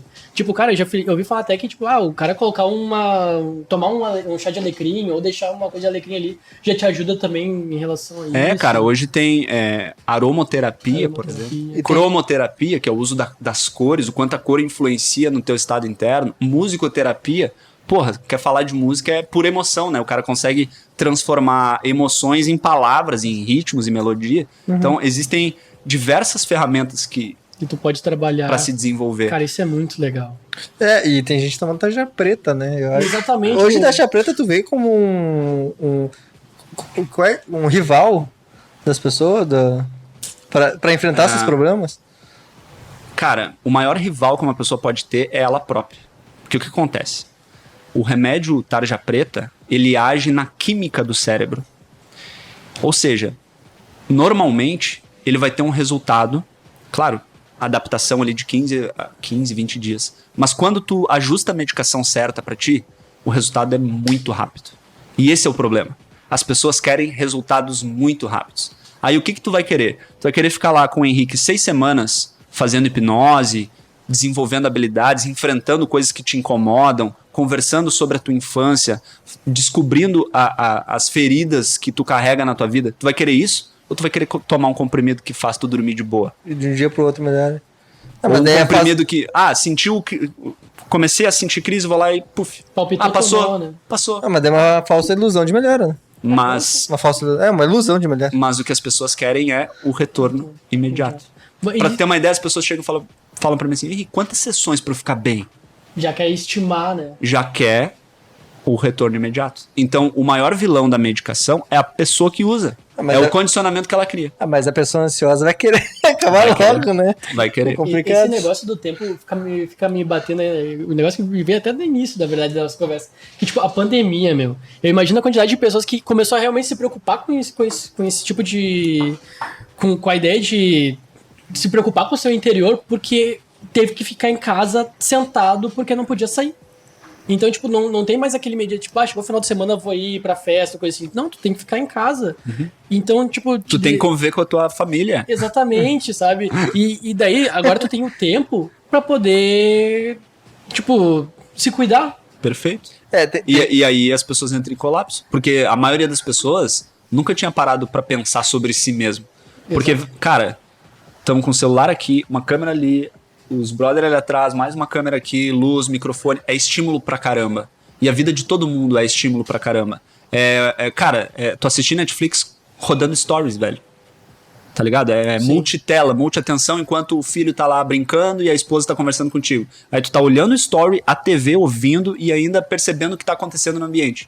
E aí do nada, tu meio que tem que ser privado de sair, tu não pode mais... ir pro supermercado, tu tem que ficar ali, aí tu tem que conviver com a pessoa o tempo todo, tu não tem o teu momento, a tua fuga. Sim. Então, cara, é difícil. Eu fiz uma mini palestra lá no trabalho essa semana, falando sobre hobbies e a ajuda do hobby sobre na sua vida pessoal. Porque hobby, por exemplo, eu até comentei, se tu tem tua esposa, tá? E tu tem um filho. É complicado, tu sai do trabalho, tem um hobby. Mas eu falei, o que tu pode fazer é, um dia tu faz teu hobby, outro dia tua mulher faz. Ou, eu vou ficar uma hora, outro dia outro. Porque senão vai causar problema no relacionamento, vai causar problema no trabalho, que é o que eu tava tendo no ano passado. Um dos motivos de criar o podcast, além de querer ajudar os artistas do Sul, era nos ajudar. Porque a gente tava num momento complicado, eu tava num momento bem foda. E eu tenho um problema, desde o meu passado, que eu tenho um problema de me expressar. E eu tô vendo melhoras, não tá... Claro, tô longe do que eu quero, mas tô vendo melhoras a cada episódio. Porque eu tô tendo que me expressar pra falar com os convidados, tô tendo que... Tá tendo que se expor. Tentando que me... Coisa que eu não fazia, entendeu? Então eu acho que foi uma melhora muito grande pra mim. Porque eu tinha muito medo de ficar sozinho. E hoje eu não tenho medo. E é ruim, porque às vezes eu gosto muito de ficar sozinho. Se torna o inverso, né? Exatamente. A maioria das pessoas tem medo desse universo só, né? De, porra, vou ficar sozinho. Então, cara, o que tu falou é perfeito. Ter um hobby, ter um momento teu contigo mesmo é essencial pra todas as pessoas. E tem pessoa que só de ouvir isso já tá pensando, mas pra mim não. Eu fico com medo de ficar sozinho, eu não consigo. Por quê? Porque a vida que ela trouxe desde a infância incentivou ela a estar sempre querendo a atenção de alguém. Sempre no convívio, né? Tipo, o Roger é meu melhor amigo faz, sei lá, 8, 10 anos. Por aí, 10 anos. Acho que Mais, 10 anos. até um pouco mais. Só que às vezes é melhor eu ficar sozinho, porque senão eu sei que vai desgastar mais a nossa amizade, porque eu vou estar estressado, eu preciso daquele meu tempo. Às vezes, dentro do relacionamento, o outro não entende isso. E aí, como assim tu quer ficar sozinho? Eu quero ficar contigo, porra, a gente não tá junto. Quero ficar o tempo todo contigo. A pessoa não entende. Que acontece muito em relacionamento mesmo. Acontece muito, cara. E agora, imagina, por isso que o índice de divórcios aumentou um monte nessa pandemia. Porque antes era um sai, o outro fica, ou os dois saem, e a casa é meio que um dormitório ali, passa umas 3, 4 horas, dorme e sai. Sim. Agora é imersão, né? Pra quem pra quem pôde praticar o isolamento, o distanciamento e trabalhar de casa, por exemplo. Imersão, almoço, janta, todo dia Tudo ali. junto. Eu moro Convivendo. Morei com meus gatos, eu trabalho, fico o dia inteiro em casa. 24 horas eu tô em casa. Então, imagina. E pra tu explicar pra pessoa, eu quero ficar de boa ali no quarto vendo uns vídeos, só isso que eu quero. Não, mas vamos ficar aqui juntos, todo mundo interagindo. Não, mas eu quero ficar de boa ali. Às vezes a pessoa não entende. É foda. Pensa que de repente ela seja o problema. Exatamente. Como assim? Tá de saco cheio de mim? Mas é que tá, eu acho que tem dois viés, dois problemas, tá? A pessoa que acha que ela é o problema e a pessoa que quer ficar sozinha não explicar que é só ficar sozinha. Entendeu? Daí vai alimentar aquilo porque... Não, eu só quero ficar sozinho, sai de perto. Ou é muito mais fácil falar, não, eu só quero ter meu momento, eu preciso disso. Depois a gente fica junto. Aí entra a bagagem individual de cada um. Se comunica. Isso aí, se ela me conhece, ela tinha que saber que eu gosto do meu tempo. Tem gente que é assim, então depende de cada um. Mas se tu me conhece, também tinha que entender que às vezes eu tô mais frágil ou que eu tô passando por um momento conturbado. Exatamente. O maior problema de relacionamento, a grande maioria dos problemas de relacionamento se resolve ajustando comunicação. Tem casal que não conversa, velho. Simplesmente não conversa. Mas eu não entendo. Fica assim, fica eu achando uma coisa e tu achando outra. E a gente convive com esses achismos como se eles fossem a realidade. E aí eu faço um monte de coisa com base no que eu tô achando que tu tá entendendo, o que tu tá pensando, e vice-versa, e dá uma merda gigante. Porque não falou, velho. Daí começa a alimentar um monte de coisa errada. Tem uma coisa que eu peço pros meus clientes fazer quando eu percebo questões relacionadas à relação entre um casal, né? Que eu chamo de alinha merda. O que é o alinha merda? É pegar um papel e entender quais são as possíveis merdas que pode acontecer no relacionamento, as possíveis merdas que podem acontecer na vida e combinar. Cara, se essa merda acontecer, eu vou reagir desse jeito. Eu tenho a tendência de reagir desse jeito. Se houver, sei lá, se eu ver se eu ver alguém dando em cima de ti, eu vou reagir desse jeito, me entenda. Se a gente tiver problema financeiro, eu vou reagir desse jeito. Se eu perceber que tu tá muito ciumento, eu vou reagir desse jeito. Se a minha mãe falar uma parada, entende? É mapear as possíveis merdas que podem acontecer e tentar dar um destino pra aquilo, pra tu meio que saber a reação da pessoa. Mas isso não pode dar um problema de repente acontecer aquilo, por exemplo, se a gente ficar sem dinheiro. Daí ela falou que ia reagir de um jeito e por causa de todo o que tem por trás, mudar e ela reagir de outro jeito. Claro. Daí vir uma coisa inesperada, não vai dar um problema maior? Não vai dar um problema maior porque a pessoa alinhou contigo qual que é a expectativa dela.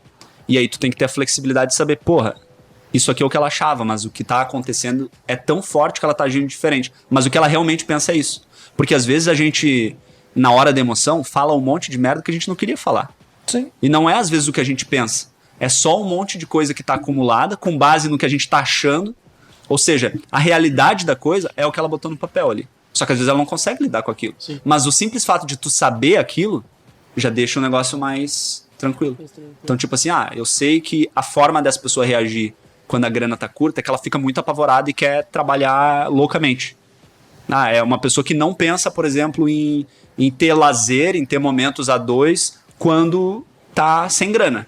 Então, beleza, eu sei que ela trabalha assim, não é porque ela não gosta de mim, é porque é assim que ela reage nesse momento. Então, se eu vejo a pessoa tendo uma mudança de comportamento, no casal que fez o Alinha Merda, tu notou a mudança de comportamento, já consegue deduzir, porra, acho que ela tá precisando de um apoio, vou trocar uma ideia. Porque eu entendo que quando ela fica mais assim, é porque tal coisa está acontecendo. É uma tentativa, né, de mapear eventuais riscos. Vai ter erro, é óbvio que vai, não tem como a gente saber como a gente vai reagir. Mas é um jeito, talvez, mais fácil de estruturar essa parceria entre duas pessoas, né? Essa comunicação mais clara. E aí começa, claro, com o passar do tempo, cada vez tu conhece a pessoa mais, né? Mas tu podendo fazer esse alinhamento, fica muito menor a chance de tu ficar achando coisa da pessoa. Eu não entendo. Pra mim, um relacionamento, o teu parceiro ou tua parceira tem que ser teu melhor amigo. Né? Porque senão como é que tu vai ter um relacionamento com alguém que não é o teu amigo suficiente? Porque senão não vão se entender. Cara, daí parece que é simplesmente um relacionamento carnal. Tem que ser o melhor amigo e outras cositas más. Tem que ter Porque é uma escolha, né, cara? Mas cositas más vêm com o tempo também, né? Mas é uma escolha. Porque lembra que a gente falou da habituação? Eu dou um grito e aí tu te assusta e depois nos outros gritos tu não te assusta mais. O mesmo acontece com a habituação de estar com uma pessoa. O que acontece? A gente não se apaixona ou gosta da pessoa pelo que ela é. A gente se apaixona e gosta da pessoa pelo que a gente cria, a representação que a gente dá para aquela pessoa.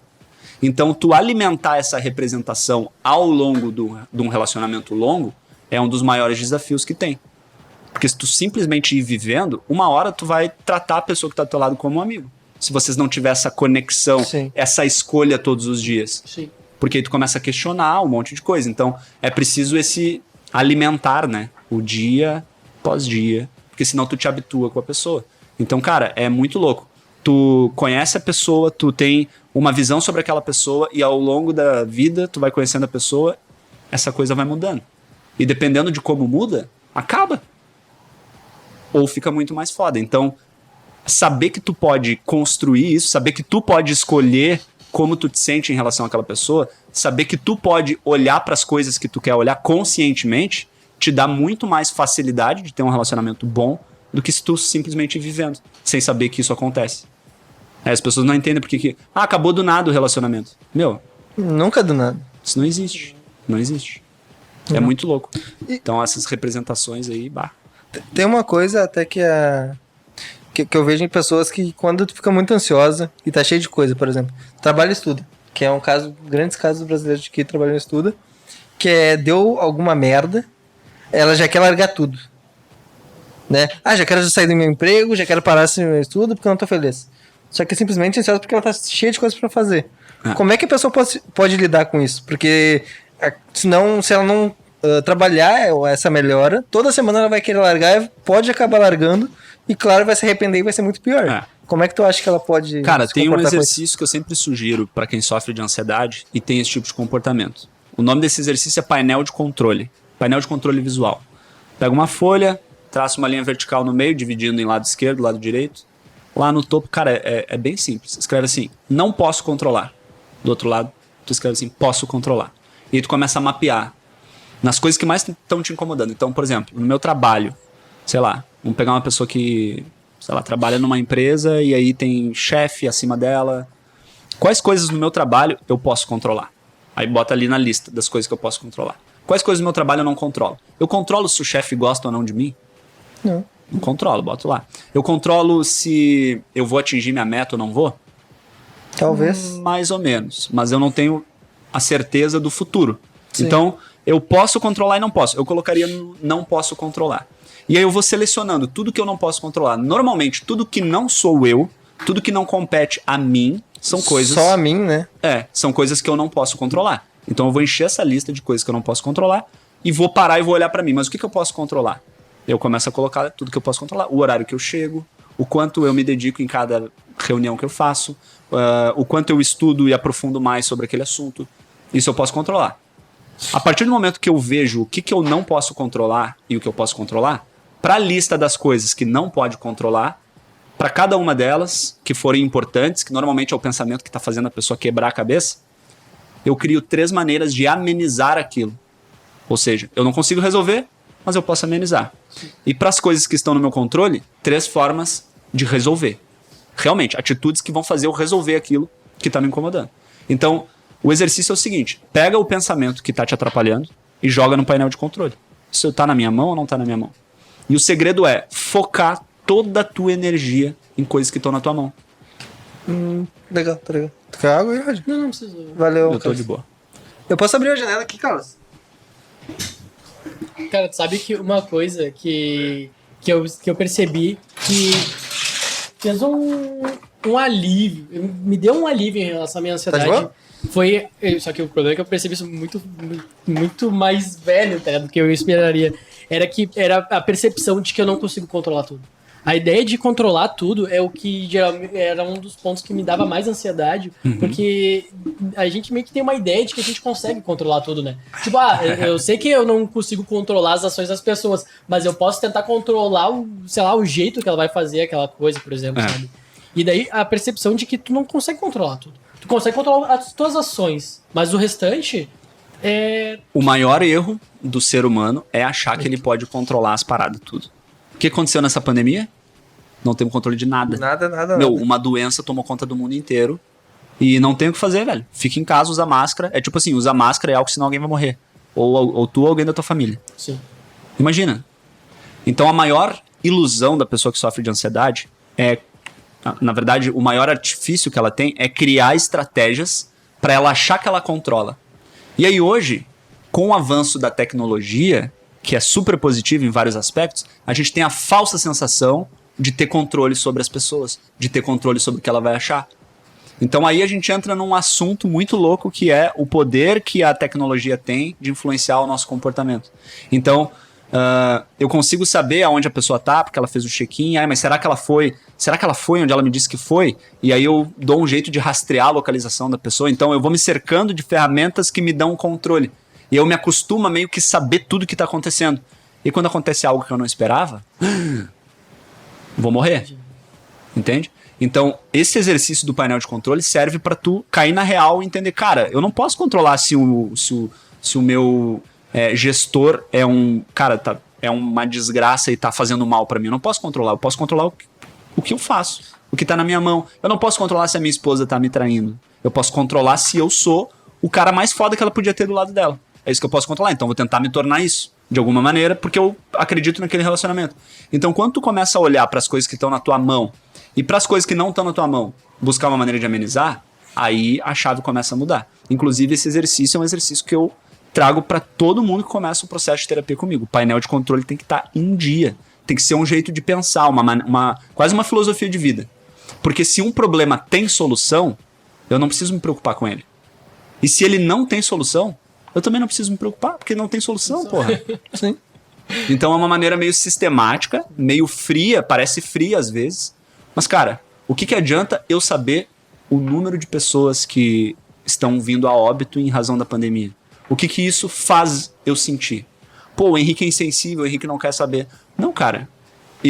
A minha postura vai ser a mesma se forem 1.000 ou 10.000 pessoas por dia. Se for uma pessoa, já vai ficar...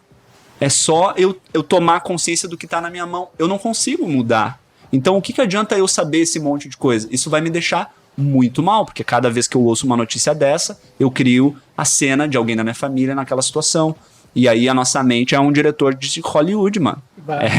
É complicado. É detalhe, tu vê as pessoas chorando ao redor, tu cria uma cena muito louca. E isso pode ser gatilho para ansiedade. Então a gente precisa entender essas estruturas para focar no que tá no nosso controle. A gente, de fato, não tem controle sobre muita coisa. Mas quando tu dedica a tua energia nas coisas que tá na tua mão, cara, aí a tua produtividade aumenta. Tudo que tu consegue focar ali dentro daquela lista, cara, tu resolve. A maioria das pessoas tá assim, ó, olhando para as coisas que não tem controle. E não tá fazendo nada com as coisas que pode controlar. É muito louco. Tu não acha que as pessoas estão mais sensíveis hoje em dia? Em que sentido, especificamente? Por exemplo, as pessoas querem saber o que tu pensa delas, tá? As pessoas querem a verdade, só que se tu falar a verdade, elas se magoam muito fácil. Concordo. Muito mais... É que hoje, a quantidade de informação que a gente tem da vida das pessoas é muito maior. Pensa que, sei lá, 20 anos atrás, o casal que estava se conhecendo ligava do telefone fixo, marcava num lugar e ia lá, e se a pessoa estivesse lá, tava lá, se não tivesse, não tava, e voltava para casa. Tipo, dava tchau, comunicação, telefone. Antes disso, não tinha nem isso, né? Era só meio que marcar e ir. Mandar uma carta. Hoje, a quantidade de informação que a gente tem sobre a vida das pessoas é muito grande. Então, as pessoas querem ter controle.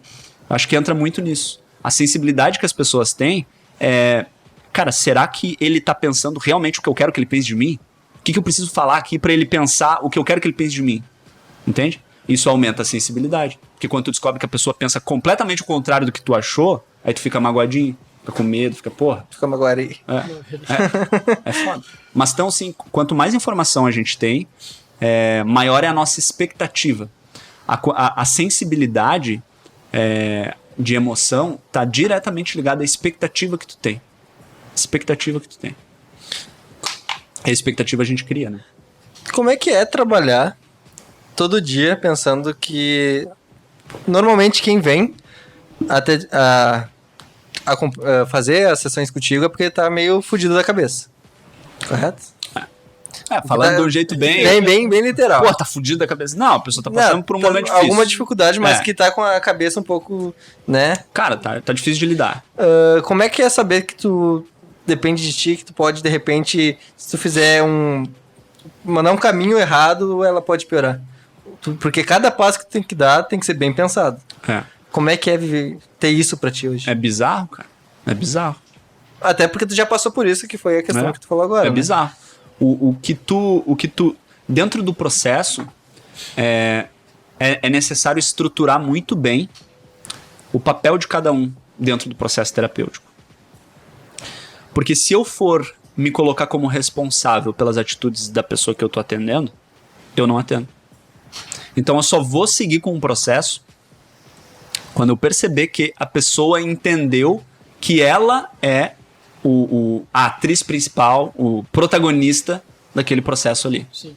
Ela não faz o que eu mando, ela não faz o que eu peço. Ela entende o que está por trás daquilo que eu falei, e eu vou perceber se ela entende ou não, e se for necessário eu vou explicar 1000 vezes, para que ela tome as atitudes com a segurança dela. Que é a questão que tu falou da realidade, com a nossa mente sempre criar o... Exatamente. Então é preciso ter esse distanciamento.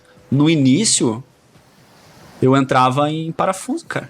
Porque, lembra o painel de controle? Isso é uma coisa que eu trago pra minha vida já tem um tempo.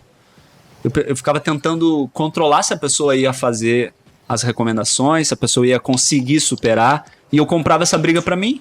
Isso era um peso enorme. E a grande maioria dos terapeutas, no início, sofre com isso. É o que dá mais insegurança. E se eu falar alguma coisa que a pessoa entenda errado e ela toma uma atitude, sei lá, a pessoa acaba o relacionamento dela por uma coisa que eu falei. Imagina. Então, a partir desse momento, tem que deixar bem claro esses papéis. Quando tu deixa bem claro esses papéis, estrutura a tua comunicação de maneira que a pessoa entenda esses papéis, aí, beleza. Aí existe um distanciamento. Então, eu penso sim no que pode acontecer, e aí sempre eu monto a melhor estratégia, e eu preciso ter a certeza de que a pessoa está conseguindo seguir aquilo. Senão, eu vou dar uma chamada na pessoa, falar, olha, calma, não é bem assim. Porque senão eu não durmo, né? Sim. Imagina. Mas já teve caso que tu ficou bem preocupado? Ah, sim, cara. De muitos. Não conseguir dormir por causa da pessoa? Muitos casos em que eu peço ajuda por outros colegas. Por exemplo, a pessoa entra num processo comigo e ela não tá fazendo mais nada, tá só comigo, né? A maioria dos casos que chega para quem trabalha com hipnoterapia são casos que a pessoa já tentou na igreja, já tentou na religião, já foi no Pai de Santo, já foi em todas as religiões possíveis, já foi em todos os médicos possíveis, tentou de tudo e ela chega lá. É uma conversa meio recurso, comum. assim. Henrique, se não for tu, não vai ser ninguém. Imagina a responsabilidade. Eita. Tem vários terapeutas que trabalham com essa... Porque a hipnose tem esse folclore de que é algo instantâneo. Durma, a pessoa acorda, abre os olhos e tá tudo bem. Né? Então a pessoa meio que deixa como último recurso. Então já teve vários casos que eu tive que acionar outros terapeutas de outras linhas para complementar. Ó, tu precisa, de repente... fala com esse psiquiatra aqui, conversa com ele. Esse cara é... Porque as pessoas têm muito medo de medicação. Muito medo. Muito medo. Vê como um vilão. E não é. A medicação não é vilã de nada. A pessoa que se sabota com a medicação. Com aquela falsa expectativa, aquele alívio imediato, né? Então, vários casos eu já precisei plantar a sementinha ali do psiquiatra para fazer uma avaliação, plantar a sementinha ali de uma outra terapia que não tem a ver com o emocional, mental, tem a ver mais com uma parte, sei lá, de energia, uma outra, quando eu percebo que a pessoa tem abertura para isso. Então, várias vezes, a gente traz o multidisciplinar. Tem gente que chega lá e fala assim, eu odeio psicólogo, porque eu não sou psicólogo, eu sou terapeuta, trabalho exclusivamente com hipnose. Odeio psicólogo porque psicólogo a gente só fala. E em algum momento eu percebo que ela precisa de um apoio mais, eu vou lá, ó, cara, vai no psicólogo também. Essa psicóloga aqui é top, entende? Então, às vezes a gente precisa quebrar as barreiras da própria pessoa para conseguir ajudar ela, porque a gente percebe que ela tá jogando a responsabilidade demais em cima de um processo. Então, a linha tênue, na verdade, a linha é muito tênue, né? O que divide ali a responsabilidade minha e da pessoa. E as pessoas acabam confundindo às vezes. Por isso, desde a primeira sessão, é papo reto, direto, aberto. Cara, eu acho isso muito legal, de, tipo, ter a ideia de que não vai ser só uma pessoa que vai resolver tudo, tá ligado? Tipo, ter a humildade de, tipo, quando vê, um psiquiatra pode te ajudar também, psicólogo pode te ajudar. Cara, quanto maior for a legião a teu favor, melhor, cara. Melhor. Claro que tem muitos, a grande maioria dos casos, para ansiedade, para crise de ansiedade, o processo que eu faço tem sido mais do que suficiente. Sim. Mas tem casos em que a pessoa já chega num nível muito avançado que precisa de apoio. Sim. Precisa de apoio. Então aí é também ter um pouco de flexibilidade, né? Não achar que o terapeuta é o rei da cocada preta que vai resolver tudo. Nem que os outros profissionais sejam teus inimigos ou teus concorrentes, tá ligado? Não, isso não existe. Eu não vejo concorrência no mundo da terapia. Pra mim, isso não existe. Só atrapalhar um pouquinho, a conversa tá maravilhosa. A gente tem um momento aqui que é do nosso parceiro, Belay Cook. Pode empurrar pra nós. Bonito. Eu vou lavar a mão pra cortar. Mas a gente tem o nosso parceiro aqui, que é o Belay Cook, tá? Ele é um cookie recheado, também tem versão vegana, mas é sem recheio. E ele tem diversos sabores, como doce de leite, chocolate branco, Nutella, esticadinho. Disponível no iFood, disponível no Uber Eats. 99 Food, não. E vale muito a pena, eu acho que é o melhor custo-benefício que tem hoje. E ele realmente é sensacional, vale muito a pena. Confere lá. Pede lá que é muito bom. E obrigado, Belay Cook, por acreditar no nosso trabalho e ser nosso parceiro. Eu, pra cortar, vou deixar você conversando que eu vou lavar a mão e vou trazer um álcool gel. Fiquem à vontade, isso aí já me dá mais assunto ainda, porque, caraca, moleque, comida como válvula de escape. Só de olhar já dá pra sentir o gosto, né? Viu? Capaz que não, comida, válvula de escape de ansiedade, com certeza. Aí que entra uma coisa muito importante, que é a capacidade que o nosso cérebro tem de se adaptar, né? Quando a gente ingere açúcar, chocolate e esse monte de coisa, a gente tem uma recompensa imediata. Então imagina que tu teve um dia muito louco, muito cansativo, estressante, cortisol lá em cima, porra. E aí tu come um pedacinho do Belay Cookie e tu tem uma mini sensação em milésimos de segundo de felicidade. Velho, teu cérebro recebe ali a dopamina, a serotonina, porra, tamo de boa, o cara vai. Fica dopado de Mata açúcar. Um desse aqui, cara, não tapa, velho. Uma barra de chocolate, rapidinho. Então isso cria condicionamento. Sempre que estou em níveis de estresse alto, como um Belay Cookie. Pronto, lascou. Vai viciar. Vai viciar na hora. Isso acontece com açúcar, com substância química, com álcool, com, cara, um monte de coisa. Como se fosse uma válvula de escape. Na verdade é uma recompensa, né? O teu cérebro tem um alívio muito grande com aquilo ali. Te tira do estresse na hora e te leva para um estado de prazer imediato. Pois é, eu tenho uma questão aqui assim, quando eu fico... desculpa, doce de leite ou chocolate primeiro? Chocolate. Por favor. Eu tenho uma questão que, tipo, às vezes eu fico ansioso e fico com muita vontade de comer. E às vezes eu fico ansioso e não me dá nada de fome. Inclusive me tira a fome. Por que eu tenho essa diferença? Tem algum motivo? Depende do... Cara, isso vai... Faz funcionar a parada aqui. Aí. Tem que fazer um cursinho do Senac pra aprender a operar o álcool gel. Na Microlins. Valeu. Cara, tem diferença, mas isso varia muito de pessoa pra pessoa, né? Então, normalmente, quando tu entra num estado de ansiedade maior, o teu sistema digestivo meio que para. É como se teu cérebro falasse assim, não é importante fazer digestão agora, não é importante mais nada agora, é só ligar o sistema de defesa. Aí meio que tu vai ter dificuldade para comer. Agora, se a ansiedade tá ainda no campo do pensamento, não passou para sintoma físico, aí tu vai querer buscar um alívio para aquilo. Aí a comida é uma opção. Entre outras, tem várias, né? Vários condicionamentos. E qual é o malefício? É, né? Malefício de mascarar a ansiedade, tentar dizer que não tá com ansiedade. Cara, porque daí vira uma bola de neve, né? Depende com o que tu mascara, né? Vamos supor que é mascarar com comida, o malefício é tu ficar gigante. Tu vai desenvolver obesidade ou altos níveis de açúcar, altos níveis de colesterol e por aí vai. Tem gente que usa a bebida para aliviar a ansiedade. Aí tu pode desenvolver uma relação emocional com a bebida. E aí lascou? Sim, e tudo que serve o gatilho, né? Tudo que acontece contigo, tu vai acabar levando pra bebida. Exatamente.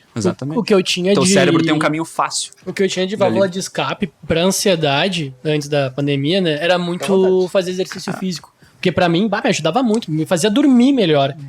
E daí, quando teve o lockdown, que daí eu não podia sair... A comida pra mim foi a segunda alternativa. E eu vi como eu engordei na... Foda.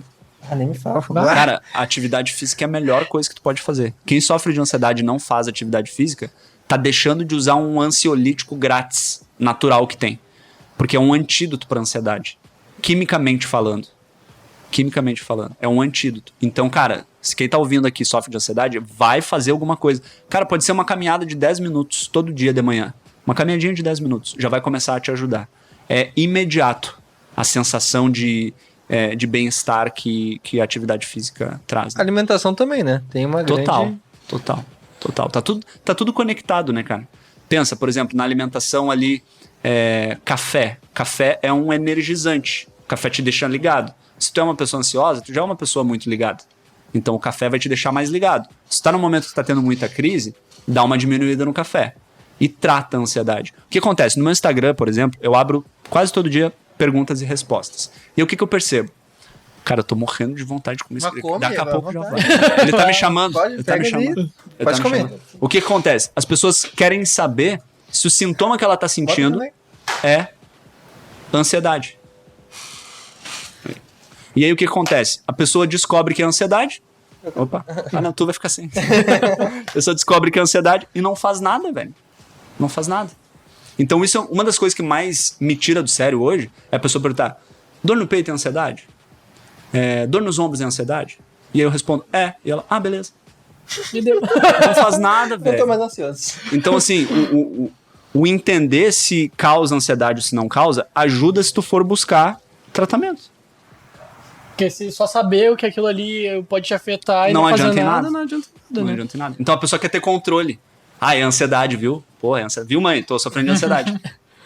Agora é só parar de ter dor do peito, né? É bom, né? É muito bom. Mas sacanagem isso aqui.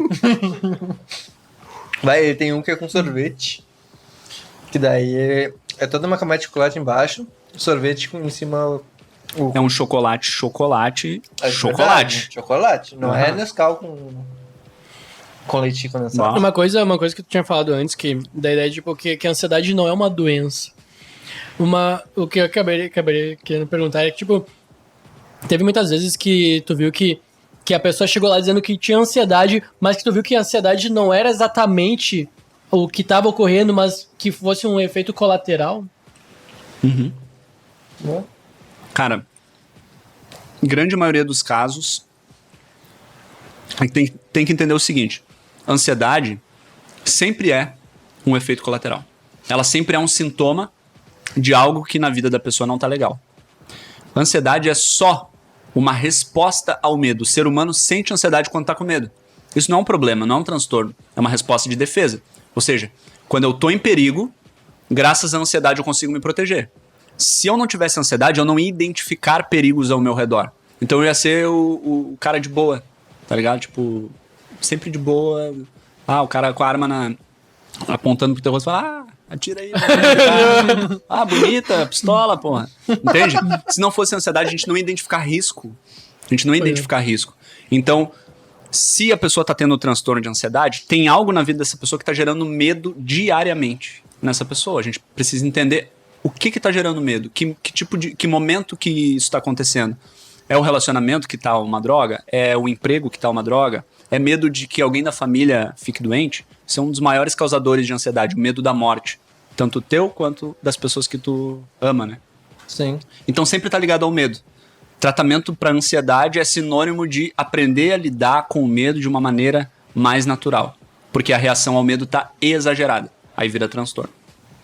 A questão da ansiedade também traz, não sei se causa ou se dá o motivo de a pessoa ter TDAH, né? Que é déficit de atenção. Uhum.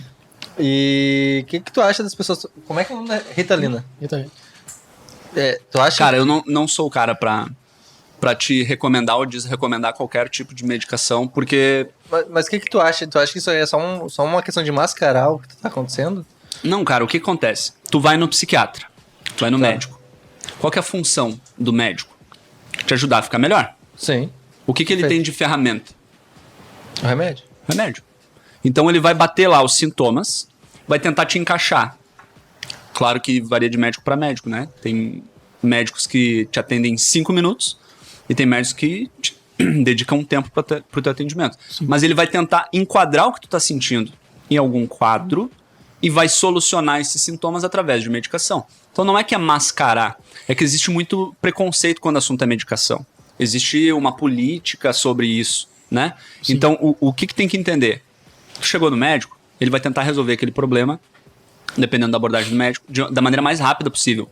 Porque se tu chega pro médico dizendo que tu tá tendo crise de ansiedade ou qualquer outra coisa, ele vai de cara te receitar alguma coisa pra que tu pare de manifestar o sintoma. Essa é a função dele. Alguns vão dizer, procura terapia, porque só tratar sintoma não adianta. Alguns vão dizer, cara, toma um remédio. Ah, isso aí não adianta, é só remédio. Entende? Então, volto a falar, o problema não é a medicação. O problema é a pessoa querer